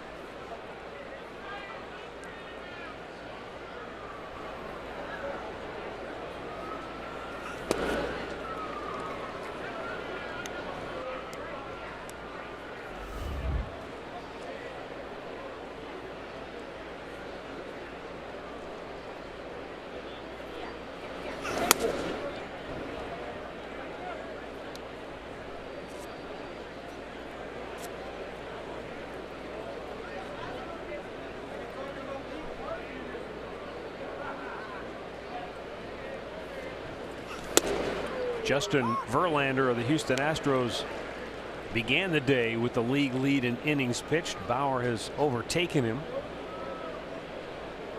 Verlander had 156 in the third. Bauer now 158 2/3. This is going to be a good run down the last 50 games for Cy Young Award winner in the American League. Sale, Verlander, you got Bauer, you got Kluber, you got Cole, you've got, I mean, it's going to be interesting. I think what also will be interesting, Arch, is all right, you look at the Indian situation. Boston, you're talking about Chris Sale. They might have things wrapped up pretty well by early September. So will Tito take the foot off the gas as Martin plays this on a hop in center field, where the starting pitchers are concerned to make sure they're as fresh as they can be heading into a postseason situation? And they'll still make their pitches and go, you know, a certain length, you know, still get their work in. I guess what I'm thinking is you want the team first, individual awards second. And oh yeah, I mean he'll do it that way, no doubt. But you know, these guys are conditioned to yeah, you know, you're not going to give them any extended length of time off unless there's an injury involved. You know, they may back them off, you know, to 5 innings or something like that and let them get their start. Maybe they'll go to a 6-man rotation. Who knows? Yeah. That's putting the cart way before the horse as far as Tito is concerned. I understand that. The 0-1. Point being, we figured Houston was going to be the team that was backing off the throttle, and now they may be in a dogfight right to the finish. Yeah, especially with the injuries that they have going on right now. You're right, and Boston's the one that may ease off the gas pedal. Swung on and missed. Well, look, Boston, regardless of what happens the rest of the way, because you know they're not, the bottom's not just going to fall out on the Red Sox, but they're going to go in with more hype than maybe any team we've seen in a long time because of the number of wins they're going to have by the time this thing's all said and done. With their pace, they're on pace for about 113, 114 wins, something like that. Yeah, 79 34. But key is getting there, getting the play on your home field. They look like they will do. That's 8 strikeouts for Bauer. 1 down here in the 5th. Now approaching the plate. Nice changeup here for Bauer. Down about 88 miles an hour. You can see him swing over the top of it. You see that circle change? It goes down. It started out at the knees. That's what's so good about it. And then by the time you start swinging at it, it's out of the strike zone. Really in command tonight is Trevor Bauer. He made an adjustment. That is for sure. Nights like this, I often wonder, and maybe Andre can solve this question once and for all when the game is over. Who's having more fun, Bauer or Perez? When you're back in there, you can sit down and put down anything you want. You know he's going to throw it right to your gloves. Because I go Bauer. I do too. I think the only time Bauer's happy is when he's throwing strikes and getting guys out. But you know what, to play off what Matt's saying, I think Roberto Perez has a happiness as well because they've worked a ton to get to the point where he can do this, where he can throw down any number and they click. Yeah, he knows him well. And that's one of the things he kind of said before the game. He says Bauer has confidence in anything I put down. He believes he can do it and throw it. Well, that's good base running right there. That ball nailed Perez after it hit the dirt. I'll tell you one trying thing. to block it. We look forward to every time Kluber toes the rubber. We call it Kluber Day. It's no different now for me with Bauer Day, because when he's towing the rubber and making a start, I look forward to watching this guy pitch because he is. If he's on his game, he's a treat to watch for everybody. I had Bert Blyleven come up to me today and start talking about Bauer. Hey, what's he doing? I said, Bert, you're gonna enjoy it tonight. He's been awesome. Just the way he can command the baseball and set hitters up. Fastball, outside corner, ring him up. 9 strikeouts for Bauer.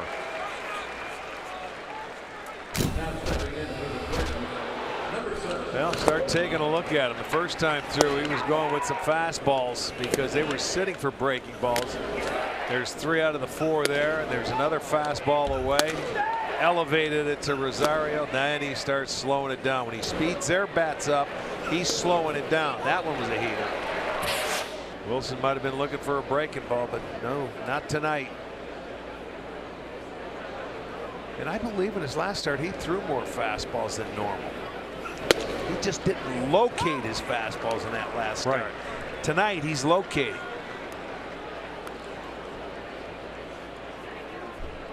Yeah, his season average for fastballs was 40%. And in his last start, he threw 54% heaters.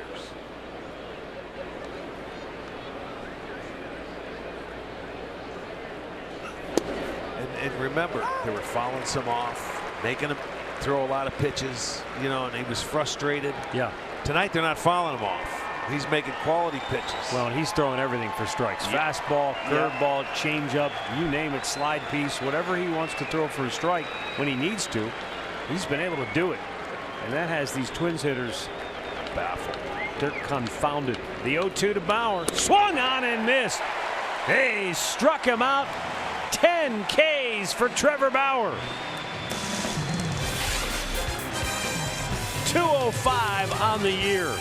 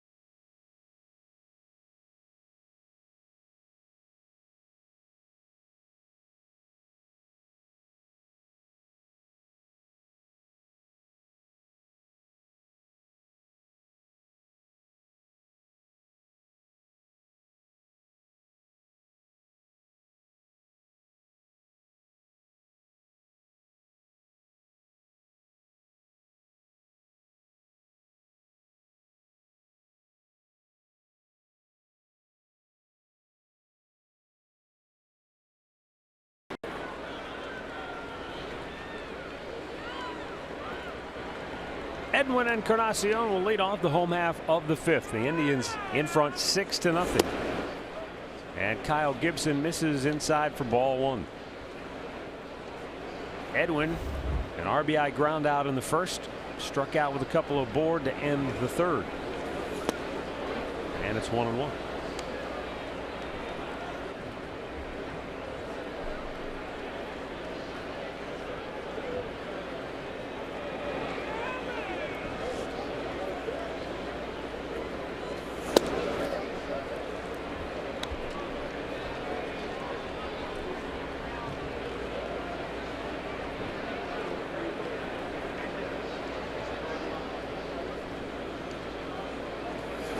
Down low, 3-1.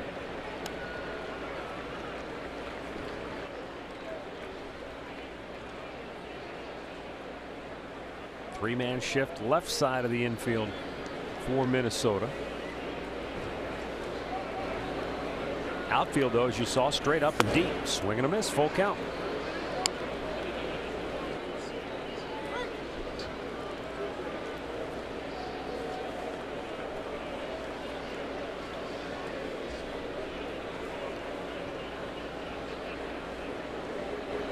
Now the payoff.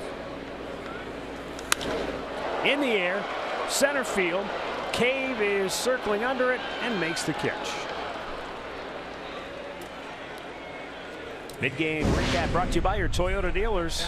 2-0 Tribe in the fourth. Yonder Alonso with his 19th home run of the season made it 3-0. And after a Jason Kipnis walk, Roberto Perez doubled him home, and then Brandon Geyer.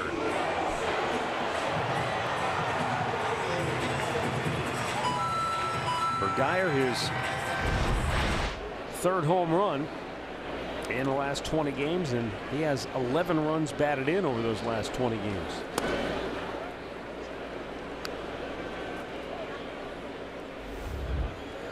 Six nothing, Indians on top.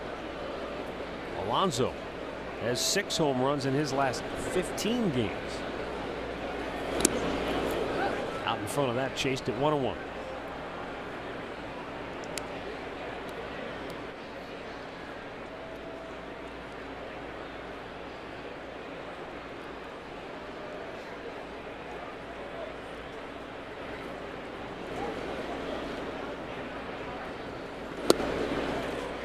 This time he threw that slider for a strike. He bounced the one before, so Alonso took that one, and it was a good pitch.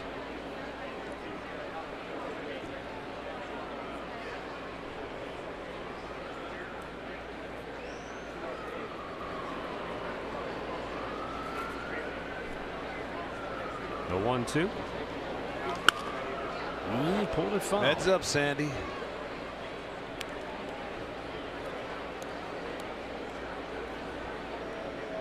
That leg out of the way. Watch, you sit there, your hands are on your knees. Uh-oh, it's coming, but it wasn't, you know, smoked. He had time to react. That looked like dance moves, man. He was ready. Ready to boogie down. Thank goodness it wasn't smoked or hit hard.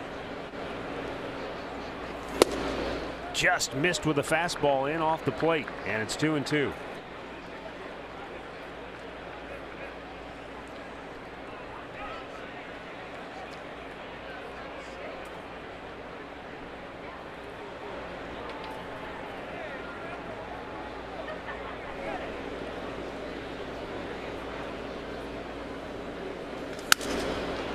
Piece of lumber. Arch, one of the cool things with Yonder's charity event last night, as with most of these events that you and I have attended over the years, you have a charity auction, a silent auction with sports memorabilia. And he had a lot of interesting jerseys that were signed, but the one that stood out to me, a Willie Mays signed Giants jersey. And it's like there are only a few names that evoke everything you love about baseball, and that's one of those names, Willie Mays. You look, I'm staring up at that thing and thinking, now if you could get your hands on one of those, that would be a cool thing to have. Yeah, priceless. You know, I wonder if he got that when he was with Oakland out in the Bay Area, because they played the Giants a few times. And curious to see where he got that from. Could be, I'll have to ask. Had a hockey jersey from the 1980 Olympic hockey team signed by all the players on it. Nice. 3 balls, 2 strikes. Here's the wind, the payoff pitch. And Alonso spanks it to first. What a diving stop by Mauer. And he'll retire Alonso 2 down. Hey, game 2 of the series against the Twins is tomorrow night. Carlos Carrasco goes to the hill. Adalberto Mejia, left-hander for the Twins. Our coverage begins with Indians Live at 6:30. Then all the action 7 o'clock right here on Sports Time Ohio, or streaming live on Fox Sports. Those two guys matched up on getaway day last Wednesday in Minnesota before we ended up coming home. It was a good game too. 1-0 going into the 9th inning before the Indians. Just as this was, again. I think this was the matchup too. Bauer and Gibson. It was. It sure was. I mean, and now Minnesota, they come back one more time. They come back at the end of the month for 3 more games because we had that first one in Puerto Rico. Yeah. Then our next 2 trips were to Minnesota. That's right. And then, you know, so they were due to come here 3 times.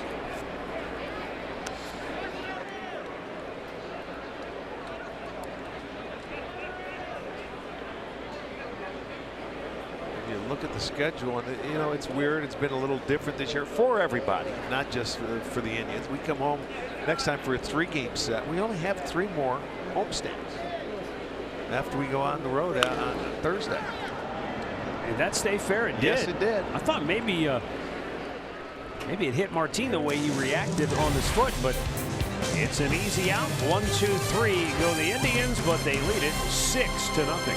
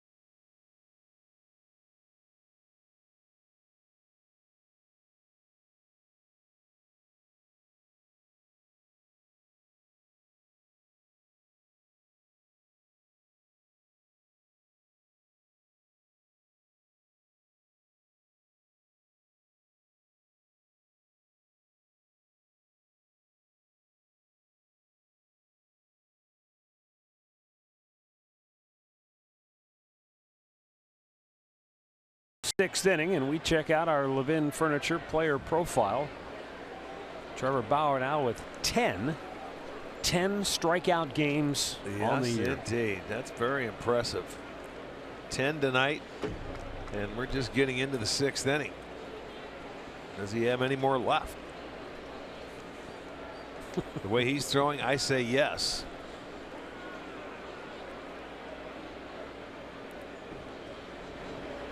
Eddie Rosario has struck out twice tonight. Knowing how much Bauer loves the strikeout. And I'm thinking back to that clip that Andre showed us at the start of the game from the post-game session after he faced Minnesota in Minneapolis, and he was frustrated because he couldn't get the strikeouts, because it was almost like they were up there. We don't want to strike out, so we're like going the old day. You try and put it in play. Yeah. And it upset him. And for whatever reason, the first thing that came into my mind was Crash Davis, who said, strikeouts are fascist. Throw more ground balls. They're democratic. That's right.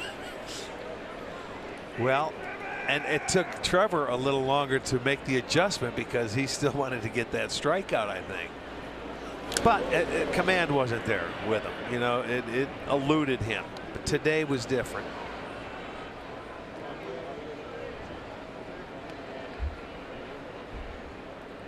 But boy, you talk about consistent, and he's pitched great in this ballpark. Only 1 loss in this park all year. And his fastball tonight has been special. Yeah, it's his 12th start. And he's had a nice changeup working tonight for the lefties. There's one. Weak contact, as you said before. T-Mobile, built for baseball. Let's take a look at those changeups. And you can see when they're geared fastball, and he's got the good the movement on him for that circle change. Tonight he's been able to keep it down, and it's been about 87, 88 miles per hour. But boy, look at where it starts, and then all of a sudden you go to swing the bat and it drops below hitting area. Good fastball, very good changeup to go with the special breaking pitches he has, the curveball and the slider. His stuff is as good as anybody's. And then you've got Corey Kluber, who's starting to pitch well again. And then don't forget about Carlos Carrasco. 10 punchies, 2 groundouts, and 4 flyouts. And 1 hit. So I mean, there are not many balls have been put in play tonight. He struck out 2 in the first, 2 in the second, 2 in the third, 1 in the fourth, 3 in the fifth.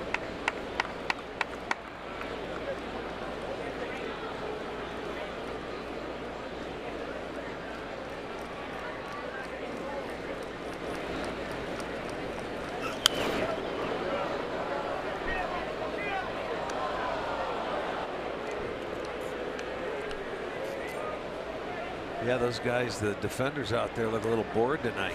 You know, they're not getting any action. Boys, take the night off. Trevor's in charge. He's had 14 swings and misses.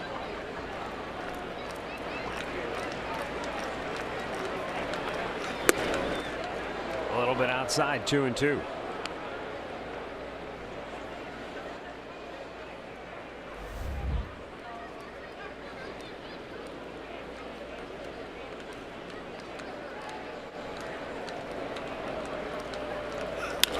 Foul back. Polanco came in with a 4-game hit streak. He had gone 6 for his last 17, so he was swinging it pretty well coming in. Called out on strikes 10 the first, and he flied out to right in the 4th inning. And that one got a big chunk of Roberto Perez. Yeah, foul tipped off the bat of Polanco and right into Roberto. I'm going to walk that off and get him in the shin guard. Looks like a knee. So the umpire will kill some time and walk out and talk to Trevor and let Perez see where it gets him on the foul tip. Comes down on the inside to that little shin maybe? Yeah, yes it is, on the right shin there on the inside part. Little stinger.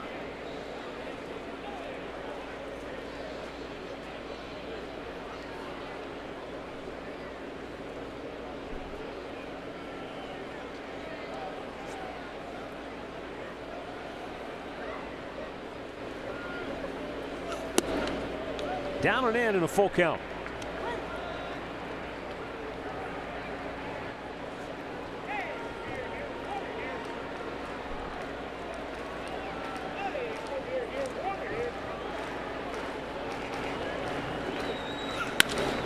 Line to right center. That's in the alley.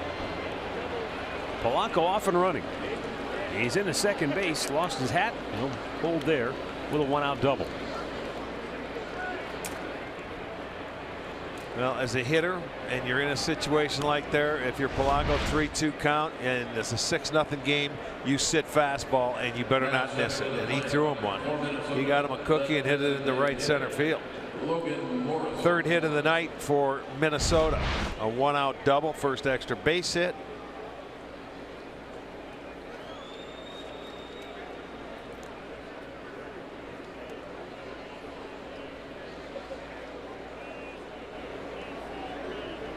Logan Morrison has flied out, struck out.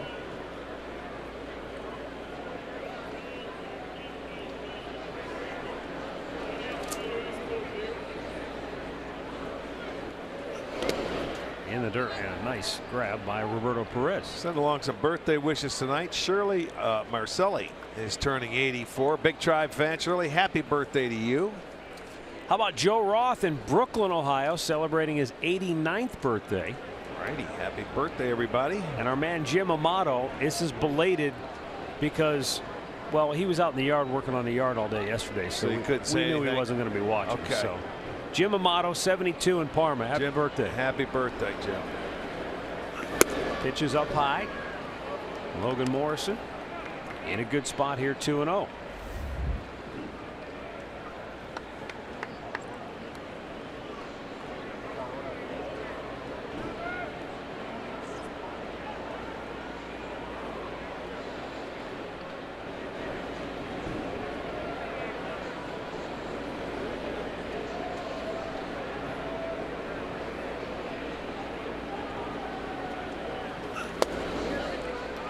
Sometimes there are things that just don't make a lot of sense. Minnesota came into tonight, Tom Bochenek says, 4th in the majors with a .276 team average with runners in scoring position. Yet they're only 9th in the American League in runs scored.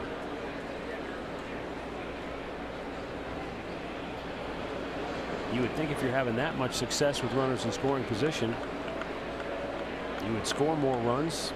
Everything would be trending in the right direction, but it just hasn't worked out.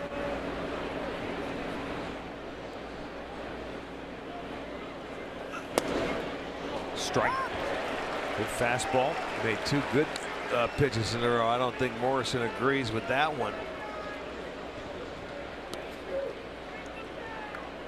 64% strikes today for Trevor on 100 pitches.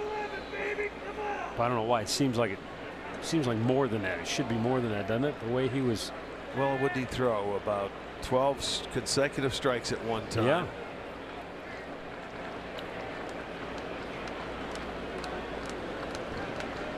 And we said that.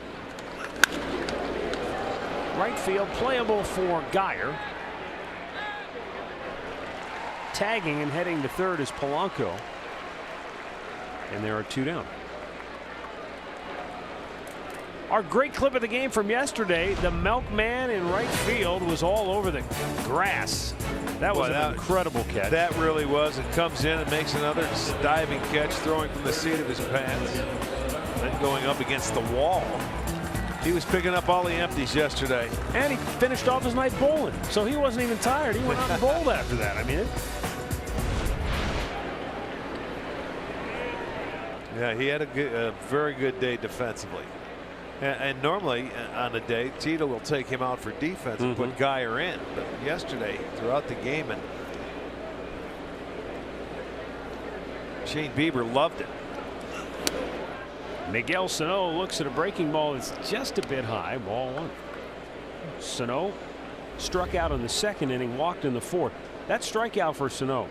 It's the 77th time he has struck out against the Indians in his career. That's the most strikeouts he has against any opponent. Not surprising, right? Given the number of strikeout pitchers the Indians have. Strikeout pitchers, right-handed pitchers coming against a right-hander. Yeah, they can shut you down. And the number of times you face them during the year. You look at a lot of pitchers, or you talk to a lot of hitters throughout the league. And I'll guarantee you, they don't want to face the Indian staff. It's not an easy series to go into. They're not racing to the bat rack. No, if you have a good series against the Tribe pitching, you earn it. Popped up, foul, out of play.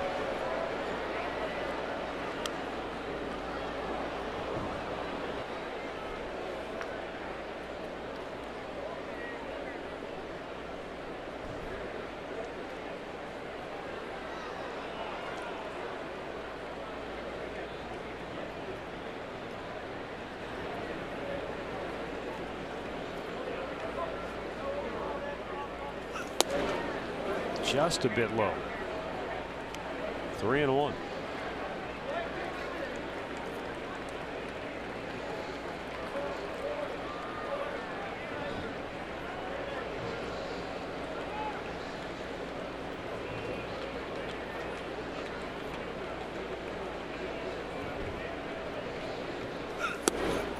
And he's walked him. So 2 on, 2 out. Bauer nearing the end of the line, and here comes Carl Willis out for a chat. Means the bullpen's going to have to get up here, I would think. 106 pitches on the night so far for Bauer, but to this point, no action in the bullpen. We'll see if that changes momentarily. Hey, coming up tonight on Training Camp Daily, why was Corey Coleman traded, and does that signal a return for Josh Gordon? Jim Donovan talks with linebacker Christian Kirksey. It's all coming up tonight at 11 on Sports Time Ohio. Training Camp Daily is presented by 7-Up.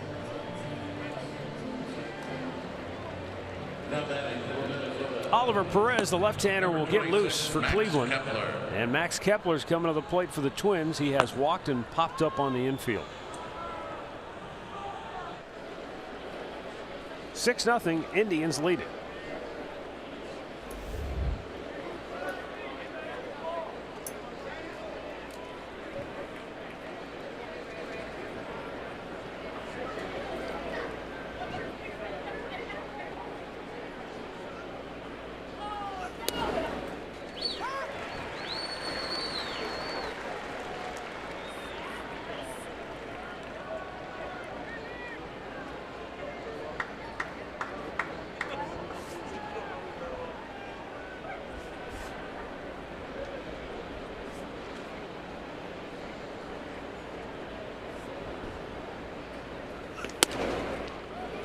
High with the heater.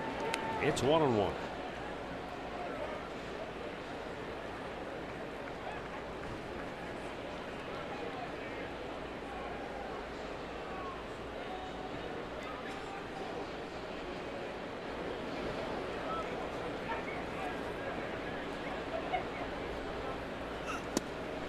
And that one just missed in off the plate. 2 balls and a strike.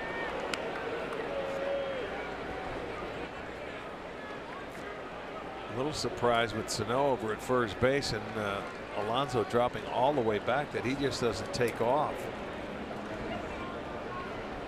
I mean, he's standing right behind him now, but when Bauer goes into the stretch, he will sneak back into a fielding position. There he goes. And a fastball painted on the outside corner. 2-2.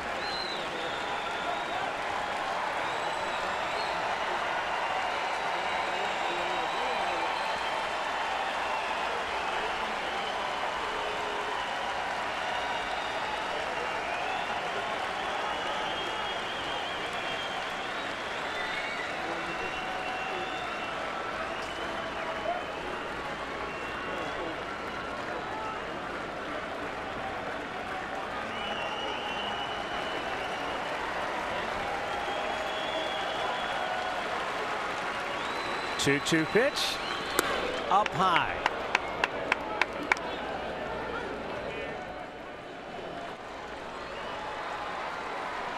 You know, one of the things that Trevor told Andre recently is that in addition to the many things he wants to accomplish, he wants to throw the most pitches. He's thrown at least 100 in every single start this year. It's impressive. He never gets tired. Sano is off at first. 3-2 pitch locked him up. Fastball on the inside corner. His 11th strikeout of the night. 6 2-hit shutout innings for Trevor Bauer as the Indians lead it 6-0, middle of the 6th.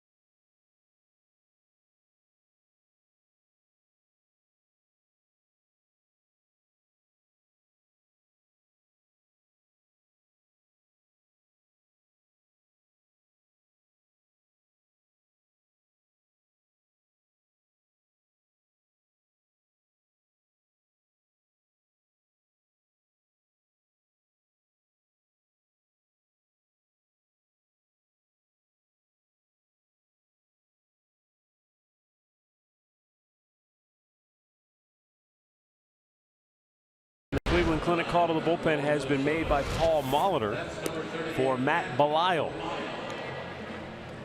who began the year with Cleveland. And his numbers on the season, 26 appearances. No hiding that .699 earned run average. No, got a veteran, and a lot of managers keep this guy around because you know, he knows his role. I mean, he used to be a very good closer at times. Yeah. Spent a long time, so knows his role. He can pitch in a lot of different situations. He's on the downside, no question, of his career, but he can still help you. Well, last week when he came into the game, if you guys remember, we talked to Tito after the game, and he said that was the one guy in the move when things were going bad with the bullpen in May. He felt worse about what happened in his situation, not because of how he pitched, but just because of the teammate he was and what he brought to that bullpen. Jason Kipnis crushes one to deep center. Cave is out of room, and it is out of here, just beyond his reach. Jason Kipnis with his 11th home run of the season. Oh, it looked like Jake Cave was going to flat out rob him. Well, he had it in his glove, and it bounced out at the top of the wall, and Jason Kipnis catches a break for once. How about that? Gets his 11th home run. Watch, he gets back. He's going to jump. He goes up. It's in his glove, and he pushes it over. Thank you very much. Did it hit the... Oh, my goodness. You know, it was borderline. You hit it right on the head, though. How many times, especially early this year, did Jason hit a ball right on the screws and it would die right at the track, or somebody would make a great catch against him, and he just had that perpetual look of frustration. Yeah. This one, finally. I saw a little smirk on his face as he was rounding the bases, and I'm thinking to myself, no kidding, enjoy it. He's had a very nice quick stroke tonight. First base hit he got, then he walked in his second at bat, so he's been on all 3 times. But that at bat in the 4th inning, how many pitches did he foul off? Yeah, there you go. Enjoy it. 3rd home run for the Indians tonight. Well, that went away. And it's 3-0.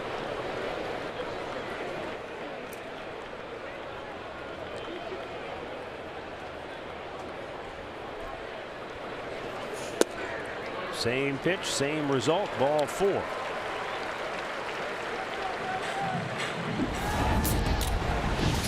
Our Miller Lite hold true moment in Detroit. Brandon Guyer came off the bench and hit a pinch hit grand slam. Tonight, short stroke, same result. Only it wasn't a pinch hit and it wasn't a grand slam, but it was a home run. Yeah. And his first off a right-handed pitcher this year.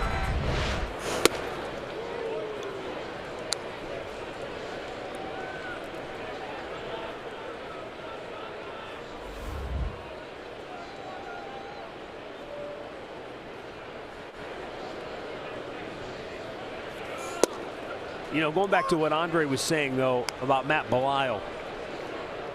Consummate pro, good teammate, eager to help the younger guys in that bullpen.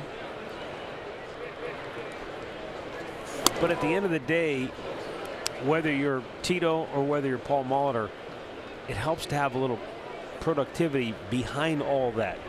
And he's now pitched in 19 games for the Twins, and he's given up 17 runs. This just in his time with Minnesota. Ground ball up the gut. This could be 2, and it will be.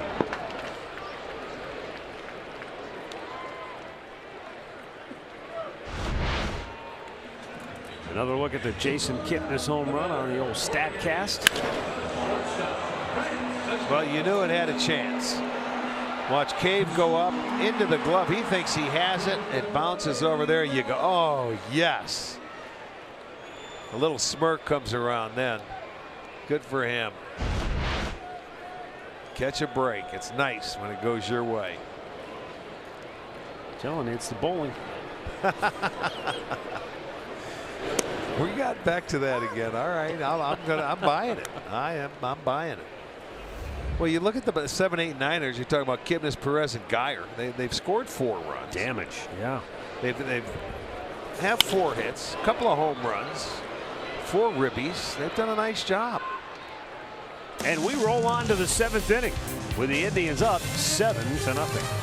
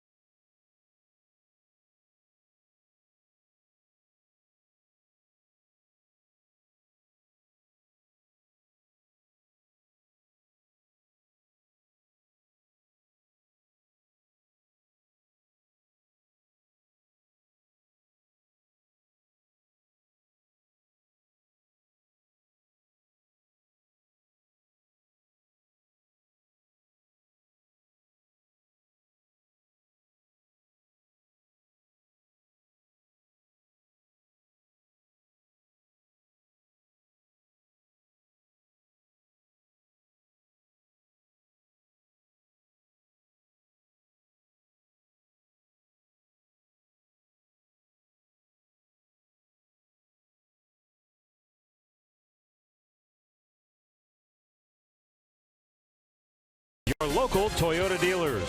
Visit buyatoyota.com. Toyota, let's go places. And by the injury lawyers at Elk & Elk. Proud partners of the Cleveland Indians. Call 1-800-ELK, Ohio. Adam Cimber will take over after Trevor Bauer went 6 3-hit shutout innings here tonight. And Cimber, 49th appearance overall, 7th time out of the pen with the Indians.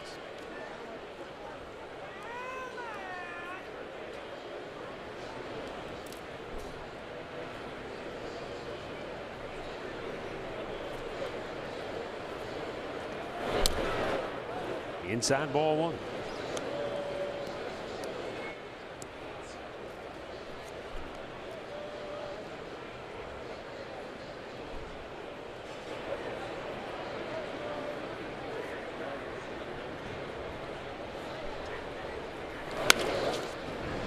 Slow roller cut off by Jose Ramirez. 1 down.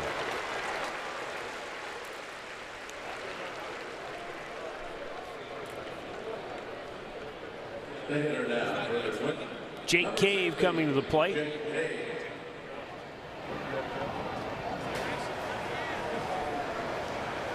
There's Cookie getting a Cimber on. They call that getting a Cimber. He's on a roll tonight, boys and girls.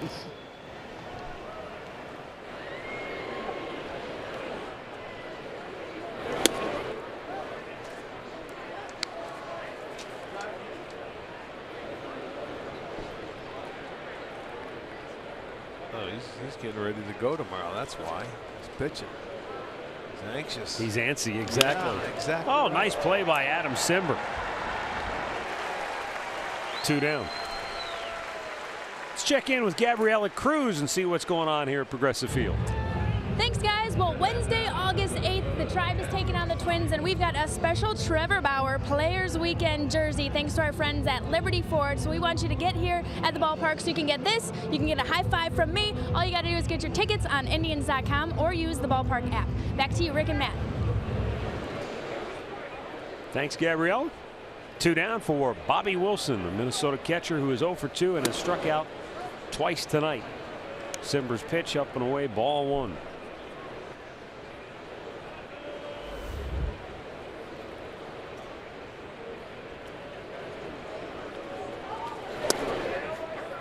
Trevor Bauer, the last hitter he faced tonight was Max Kepler.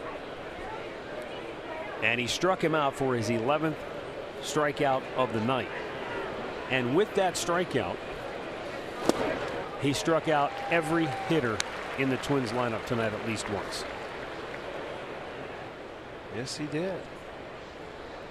Kepler was the only guy he had not struck out, and he did it in his last last guy he faced. Yes, he did. 112 pitches for Bauer. 3 walks, 11 strikeouts, the 3 hits.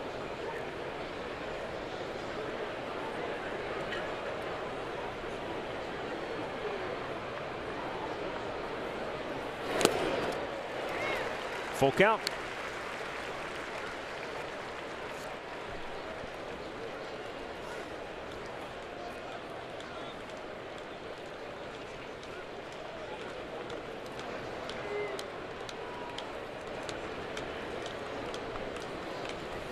Ground ball, weakly hit to short. Lindor. Low throw, dug out by Alonso. 1, 2, 3 go the Twins. Stretch time in Cleveland.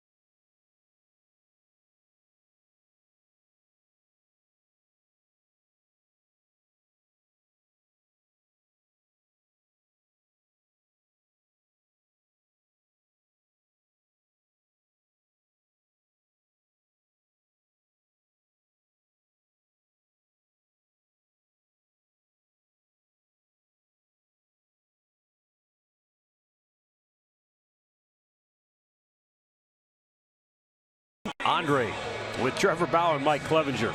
Please tune in, if only to see that part of the show. Don't miss that. Andrew Miller's return to the big league club. Plays of the week presented by GMC. It's all tomorrow night right after Indians Live post game on Sports Time Ohio and streaming on Fox Sports Go.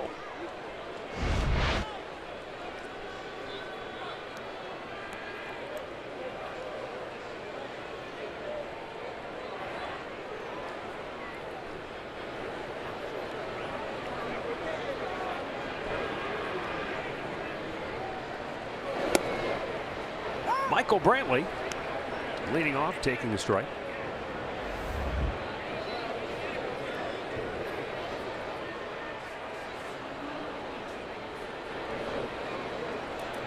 Brantley 2 for 3. 2 singles, a stolen base, and a run scored.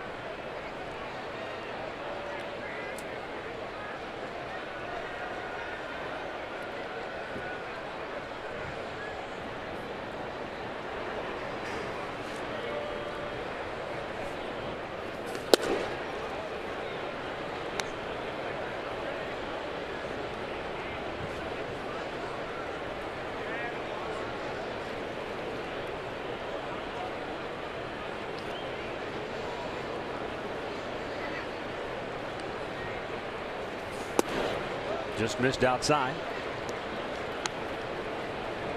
Funny, total opposite today in the first 2 Brantley at bats. He had 2 hits on 2 pitches. And then really worked the count deep in his 3rd at bat. And here you go, another 3-1 count. And make it a walk.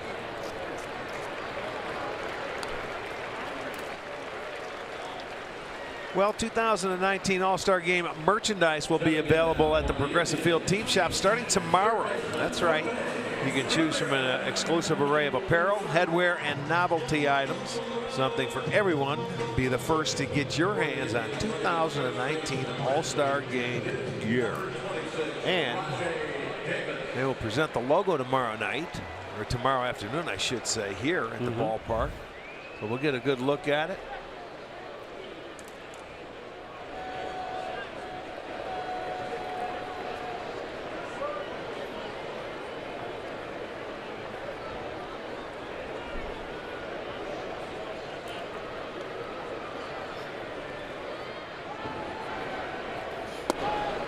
Missed outside.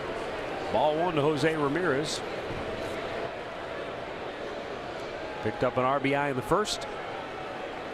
He is 83rd of the year. Rajay Davis running for Brantley at first base.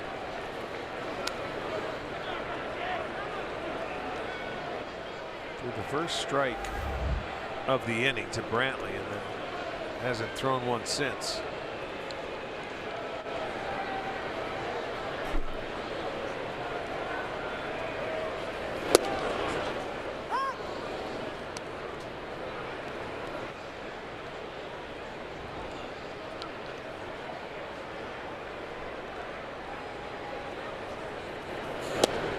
And that's way outside. And it's 3-1.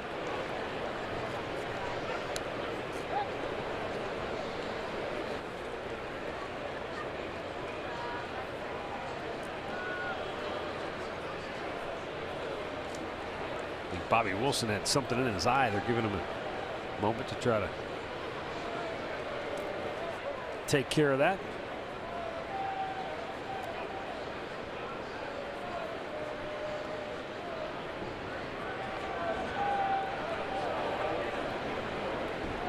Three-one offering.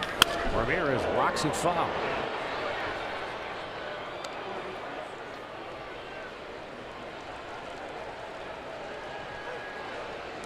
So we were talking, you know, Jose Ramirez yesterday, first inning home run. 12 first inning home runs, most in the majors. Yeah. That is also a franchise record for the Indians. I didn't home runs in the first inning. I didn't know they kept track of those kind of things. I asked Tom Boshanek, I said, that's actually something you can go back and look up. He said, yeah. Deck McGuire served it up. Jose crushed it. Sure did. And 12 times. That's very impressive. Who was it? Al Rosen had 11. Al Rosen had 11. Jason Kipnis 10. Travis Hafner had 9. Shin-Soo Choo also had 9. Juan Gonzalez, 2001, had 8 first inning homers. Joe Carter also had 8 in 1988.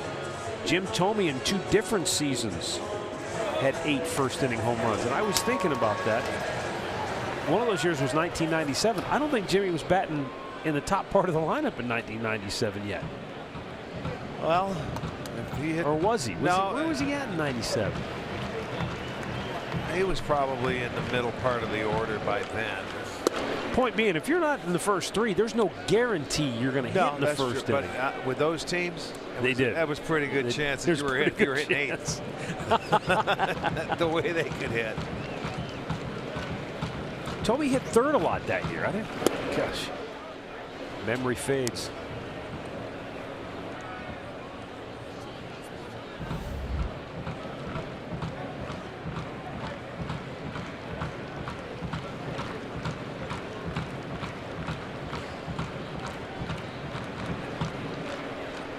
Two-0 pitch. Ripped. I mean crushed, but foul. Where's this going to land? Holy mackerel. Did that hit the pole?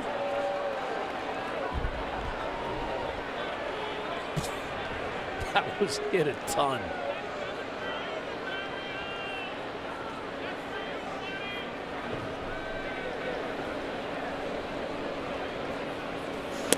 Low. Where did did it hit the home run porch sign? Watch the H. Oh, it came straight down.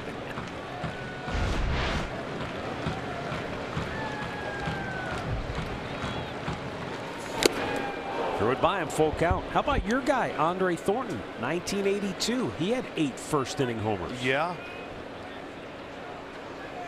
Big Thunder was hitting 4th, so yeah, see, at 82, that was a good year for him and Toby Harrell. 3-2 pitch. Edwin fouls it off to the right.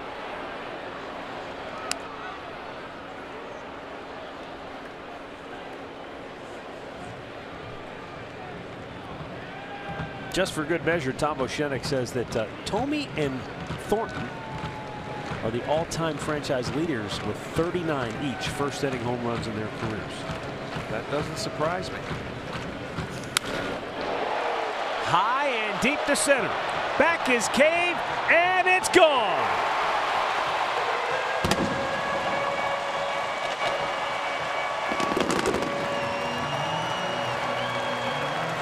A 10 spot for Cleveland. Edwin's 25th home run of the year. It's a 4 RBI night. He's driven in 80 on the year now.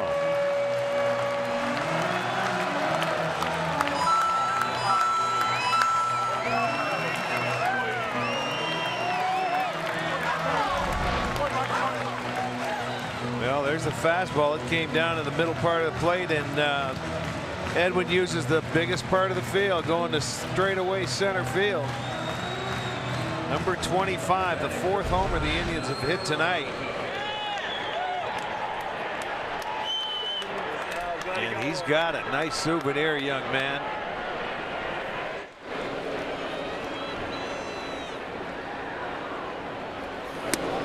Redbird says it's the 14th 10-run game for the Indians this year. That's the most in the American League, or is it the most in all of baseball?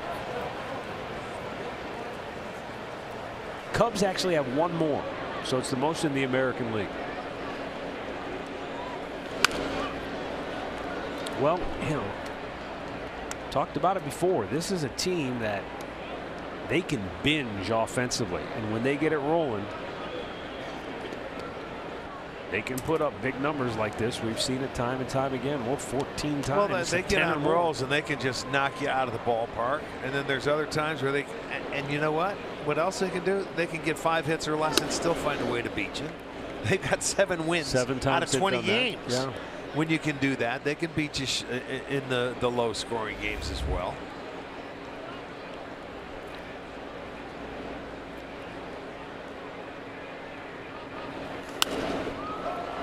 Yonder's home run gave him a little breathing room. It was 2-0 going into the bottom of the 4th.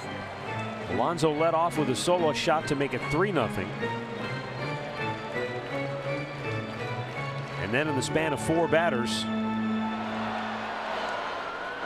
it was 6-0. An RBI double by Roberto Perez, followed by a 2-run homer from Brandon Guyer. And at that point, you felt like this one was in hand, the way Bauer was just dominating Minnesota's lineup tonight.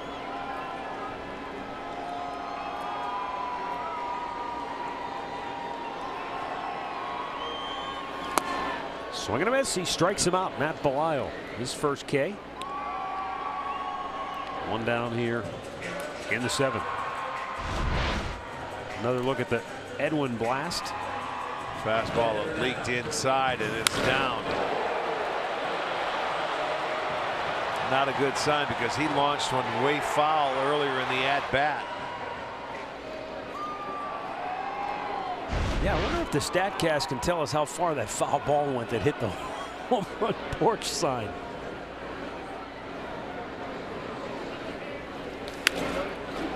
And Leonis Martin gonna bloop one in. That's 15 love. His first hit of the night. Pat O'Brien plays the game early on. Jason Kipnis. This was a splendid defensive play. First hitter of the game. Diving all out. And then you pointed it out early on. The short swing. He had a base hit in the 2nd. Walked and scored in the 4th. And then he capped it with his home run. Yes, sir. He's had a good night. No question about it. Look at Cookie right in the middle. He's saying, all right, boy, save some for me tomorrow.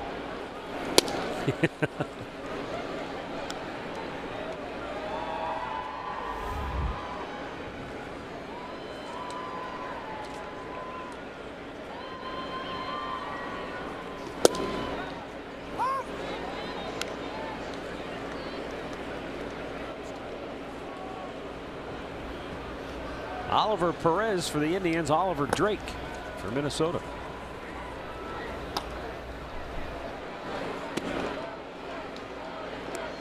One ball and 2 strikes.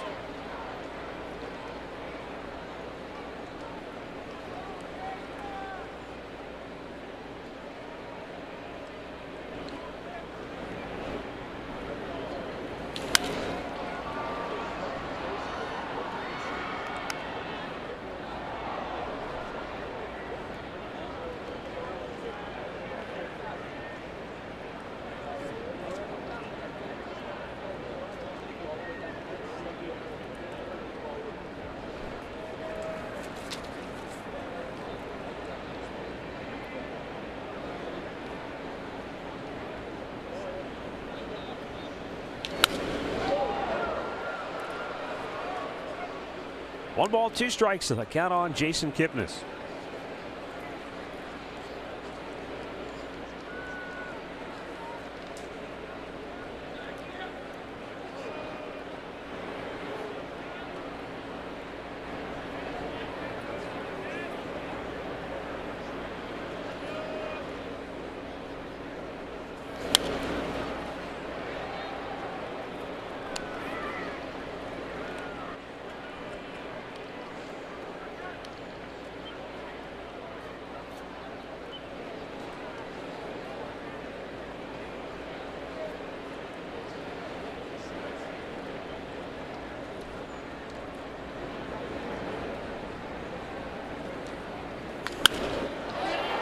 Right field.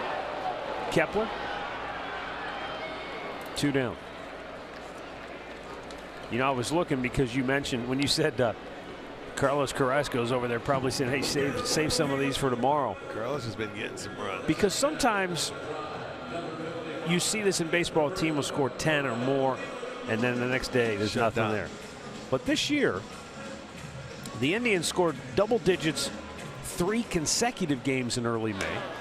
Texas, Toronto, and Toronto again, 12, 11, and 13. I remember the one was a doubleheader against Toronto. They also had back-to-back games with an off day sandwiched in between, in which they scored 12 and then 10 runs. But they did have another instance where they scored 12 against Detroit, and the next day in St. Louis they scored none. They also had, when they scored the 16 runs recently against Texas and then got shut out the next 2 games. Yeah, when you put up 16, it's like your arms are tired. It's tough to hit 2 days in a row.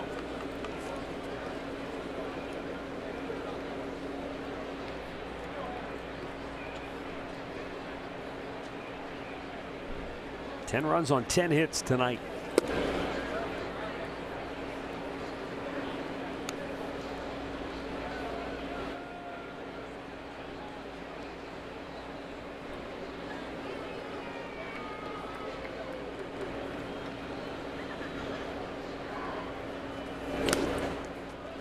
In the dirt, 2 balls and 2 strikes.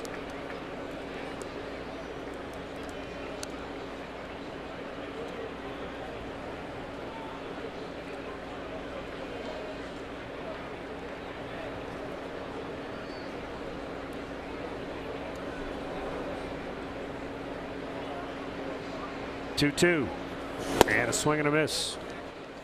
The inning is over, but not before Edwin Encarnacion clubs a 3-run homer to make it 10-0 Cleveland.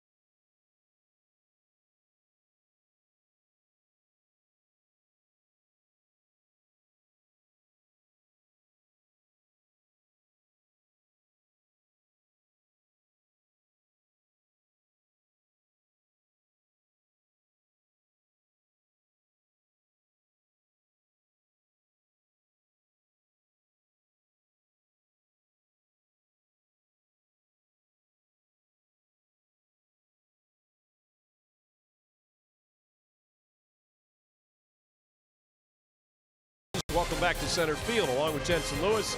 Al Pulowski, great pitching tonight from Trevor Bauer. 6 shutout innings, 11 strikeouts, and the offense, man, on fire. Appropriate that there were 10s after Yonder's baseball yesterday. They brought it here, but we'll talk on Indians Live about the most impressive pitch I saw from Trevor Bauer tonight. It's his changeup. Yeah. Unbelievable really, tonight. Really strong tonight. Indians Live is brought to you by Conrad's Tire Express and Total Car Care. And it's coming up right after the game. Let's head back upstairs. Here's Matt and Rick. Thanks, Al. Jensen, you know it's a good night as a pitcher when you got to think hard to pick which is the best pitch. He's been filthy with everything. Yeah, guys, you know, you've been talking about it most of the game about how he is really just settled in now with his personality and taking bits and pieces from guys. I know the relationship with Mike Clevenger is something we'll hit on the Tribe Report tomorrow night, but he is a joy to watch, and you guys said it, he is squarely in that Cy Young race. All right, here's Oliver Perez now. Misses down and in, ball 1 to Ere Adrianza, who's pinch hitting for Joe Mauer. Eric Gonzalez has come on defensively at third base. In a 10-0 game, time to empty the benches. Rajay Davis stays in the game in left after he pinch ran for Michael Brantley.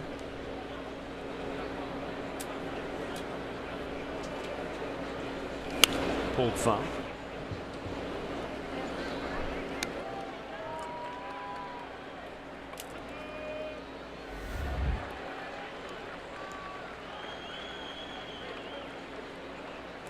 Adrianza.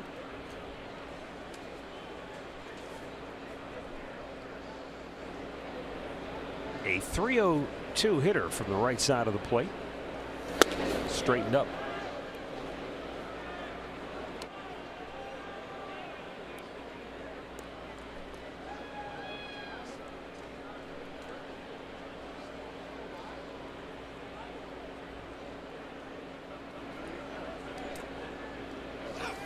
Swing and a miss. He struck him out.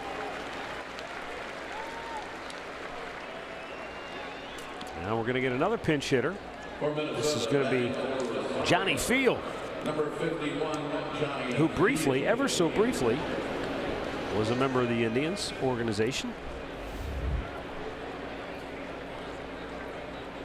Trying to remember exactly Came from how Tampa. that played out.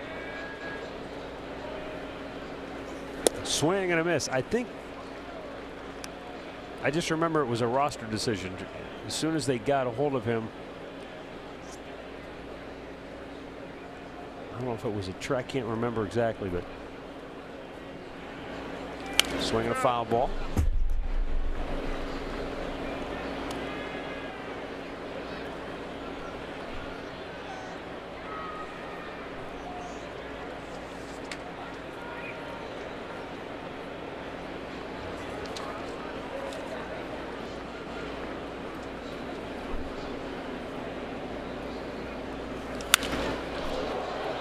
Deep center.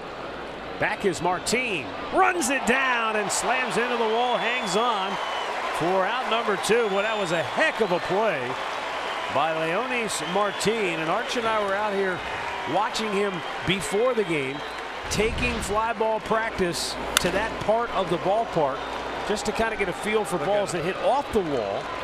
Love the route he ran right there, man. That was beautiful. But this one, he knew he could get it. Took his eye off the ball, man, and he looked back up and he knew he had plenty of room. A direct line, really a nice play.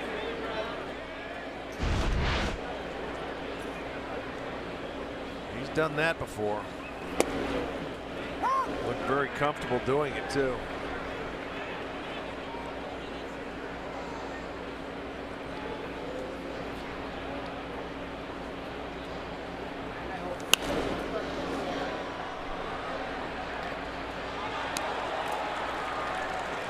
Actually, Arch, it was, here's the irony.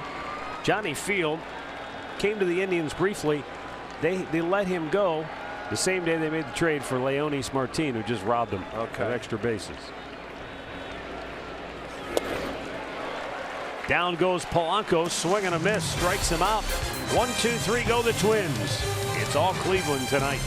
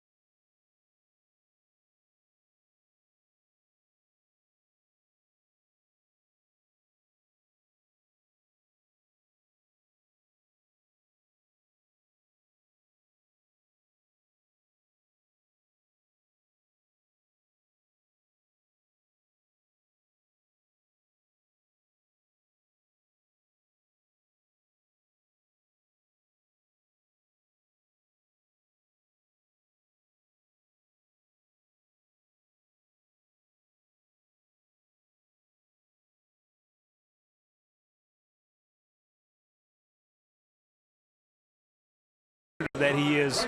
These are not fun games. And he's probably not real happy about the fact that he's got to turn to a backup catcher, Mitch Garver, to come on and pitch here. But with the score being what it is, he doesn't want to burn the rest of his bullpen tonight. Yeah, and usually it's the catchers that go into pitch because they know how to do it. It used to be Chris Jimenez for him, where I think he had 5 or 6 appearances for him last year. But you know, they're pitchers, they don't want it to 4. Oh, nice play. Miguel Sano with a terrific play, but Geyer thought he beat it out, but he's called out by first base umpire Trip Gibson. He's thinking he was safe, but I think Sandy's talking to him. It's a 10-0 game. I understand you want every hit you can get. No, I understand where he's coming from, and they'll replay it if they think he's safe. But he is safe. He might be safe. But in the 10-0 rule, you think that's it? You don't want to add insult to injury. I don't. Were they looking at it? I don't know. I think they waved it off. I don't even think they did look at it on something like a bang play like that at 10-0.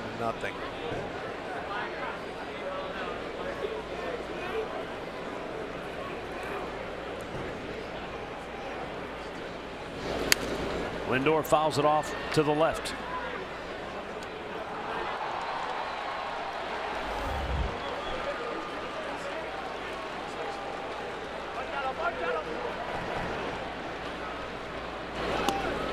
Down low. Well, that was a floater in there at 60. It's not how hard, man. It's a matter of just throwing strikes and letting them hit it and hope it's at somebody. Good pitch. You got to help them out there. Can't be keyhole the pitcher now. Let's go. The 2-2. Tried to sling that one up in there. Full count.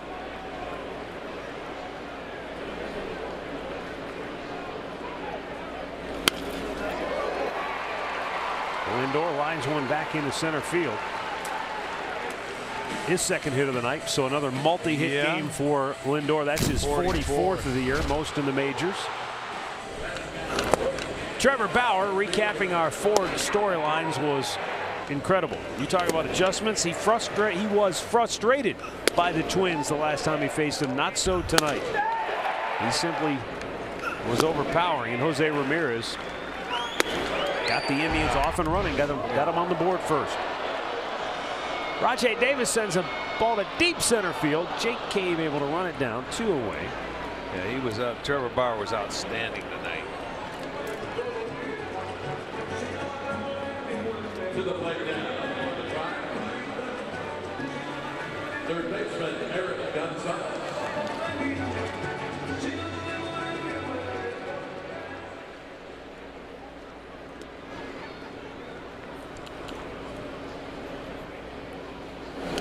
You know, the one thing when you get a position player that's out there pitching, that's just like batting practice. Let's go. They never leave the rubber. Here we go. They're not taking and thinking about anything. Just let me get it and throw it as quickly as I can.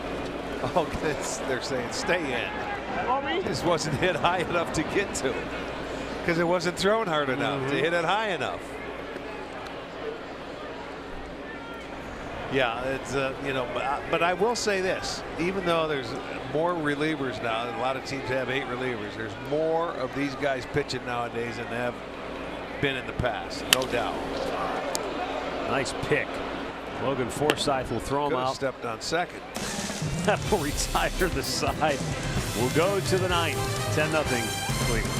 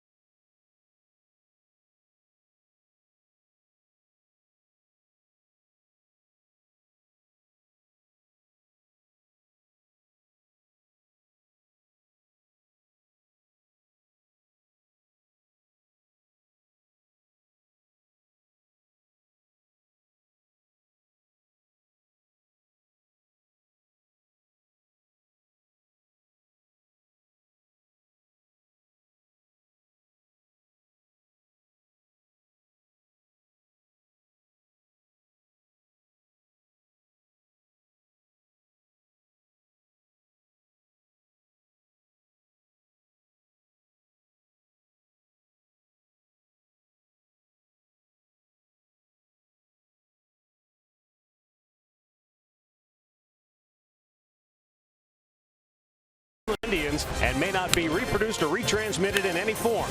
And the accounts and descriptions of this game may not be disseminated without the express written consent of the Cleveland Indians.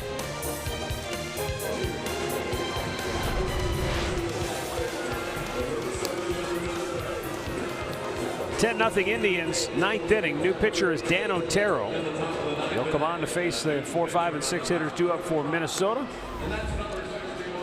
Otero's 42nd appearance on the year.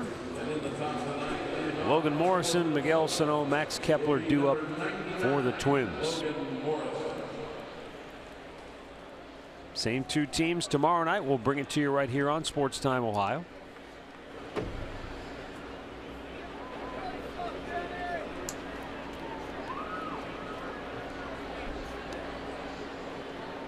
Logan Morrison 0 for 3 on the night.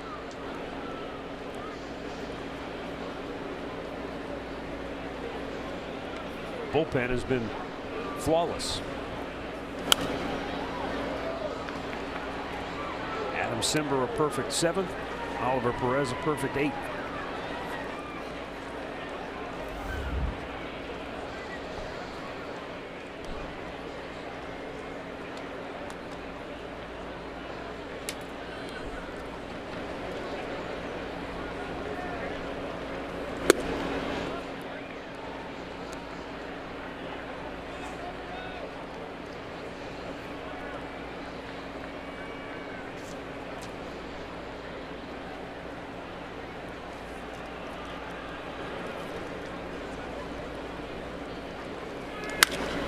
Ground ball, Lindor with the shift on, able to throw out Morrison, 1 down.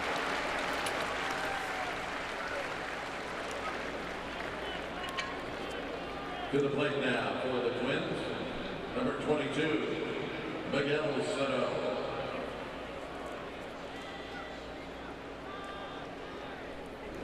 Miguel Sano has struck out and walked twice.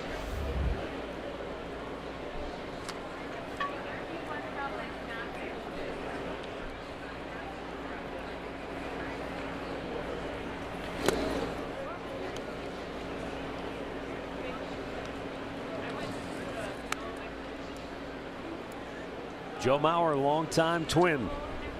He's seen his share of both good and bad. His time in Minnesota. And it looked like they were poised to make a run at the Indians this year.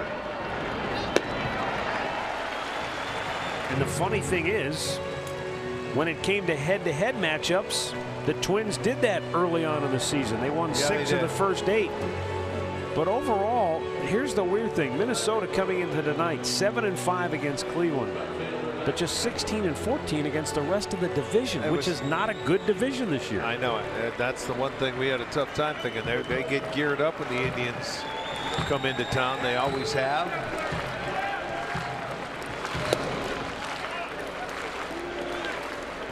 Max Kepler with 2 down in the ninth.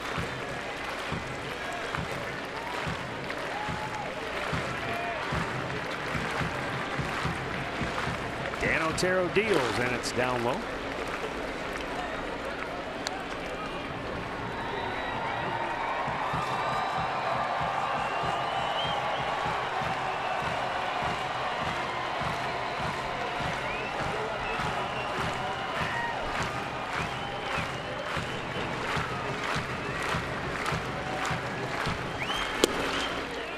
$18,620. The attendance here tonight on this Monday evening. Some of them feel like at 10-0. This one's well at hand. They may have already headed to the car to try and beat the traffic.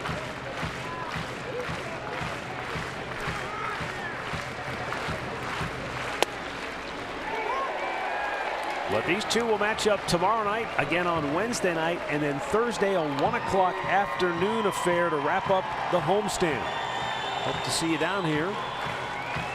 If not, we'll bring you all the action right here on Sports Time Ohio. 3-1 pitch, grounded to second. Kipnis, as he started the game, finishes it with a terrific play. The Twins go 1-2-3, and the Indians with a convincing 10-0 shutout of Minnesota. The Tribe is now a season high 13 games over 500 at 62-49 as they increase their lead by 10 games over Minnesota. Winning pitcher is Trevor Bauer. He's now 11-6. The loss to Kyle Gibson, he's 5-9. Minnesota has their modest 3-game win streak snapped, and they're now 52-59 on the season. Time of the game, 2 hours and 52 minutes. A dominant Indians performance top to bottom. We'll recap it right after this.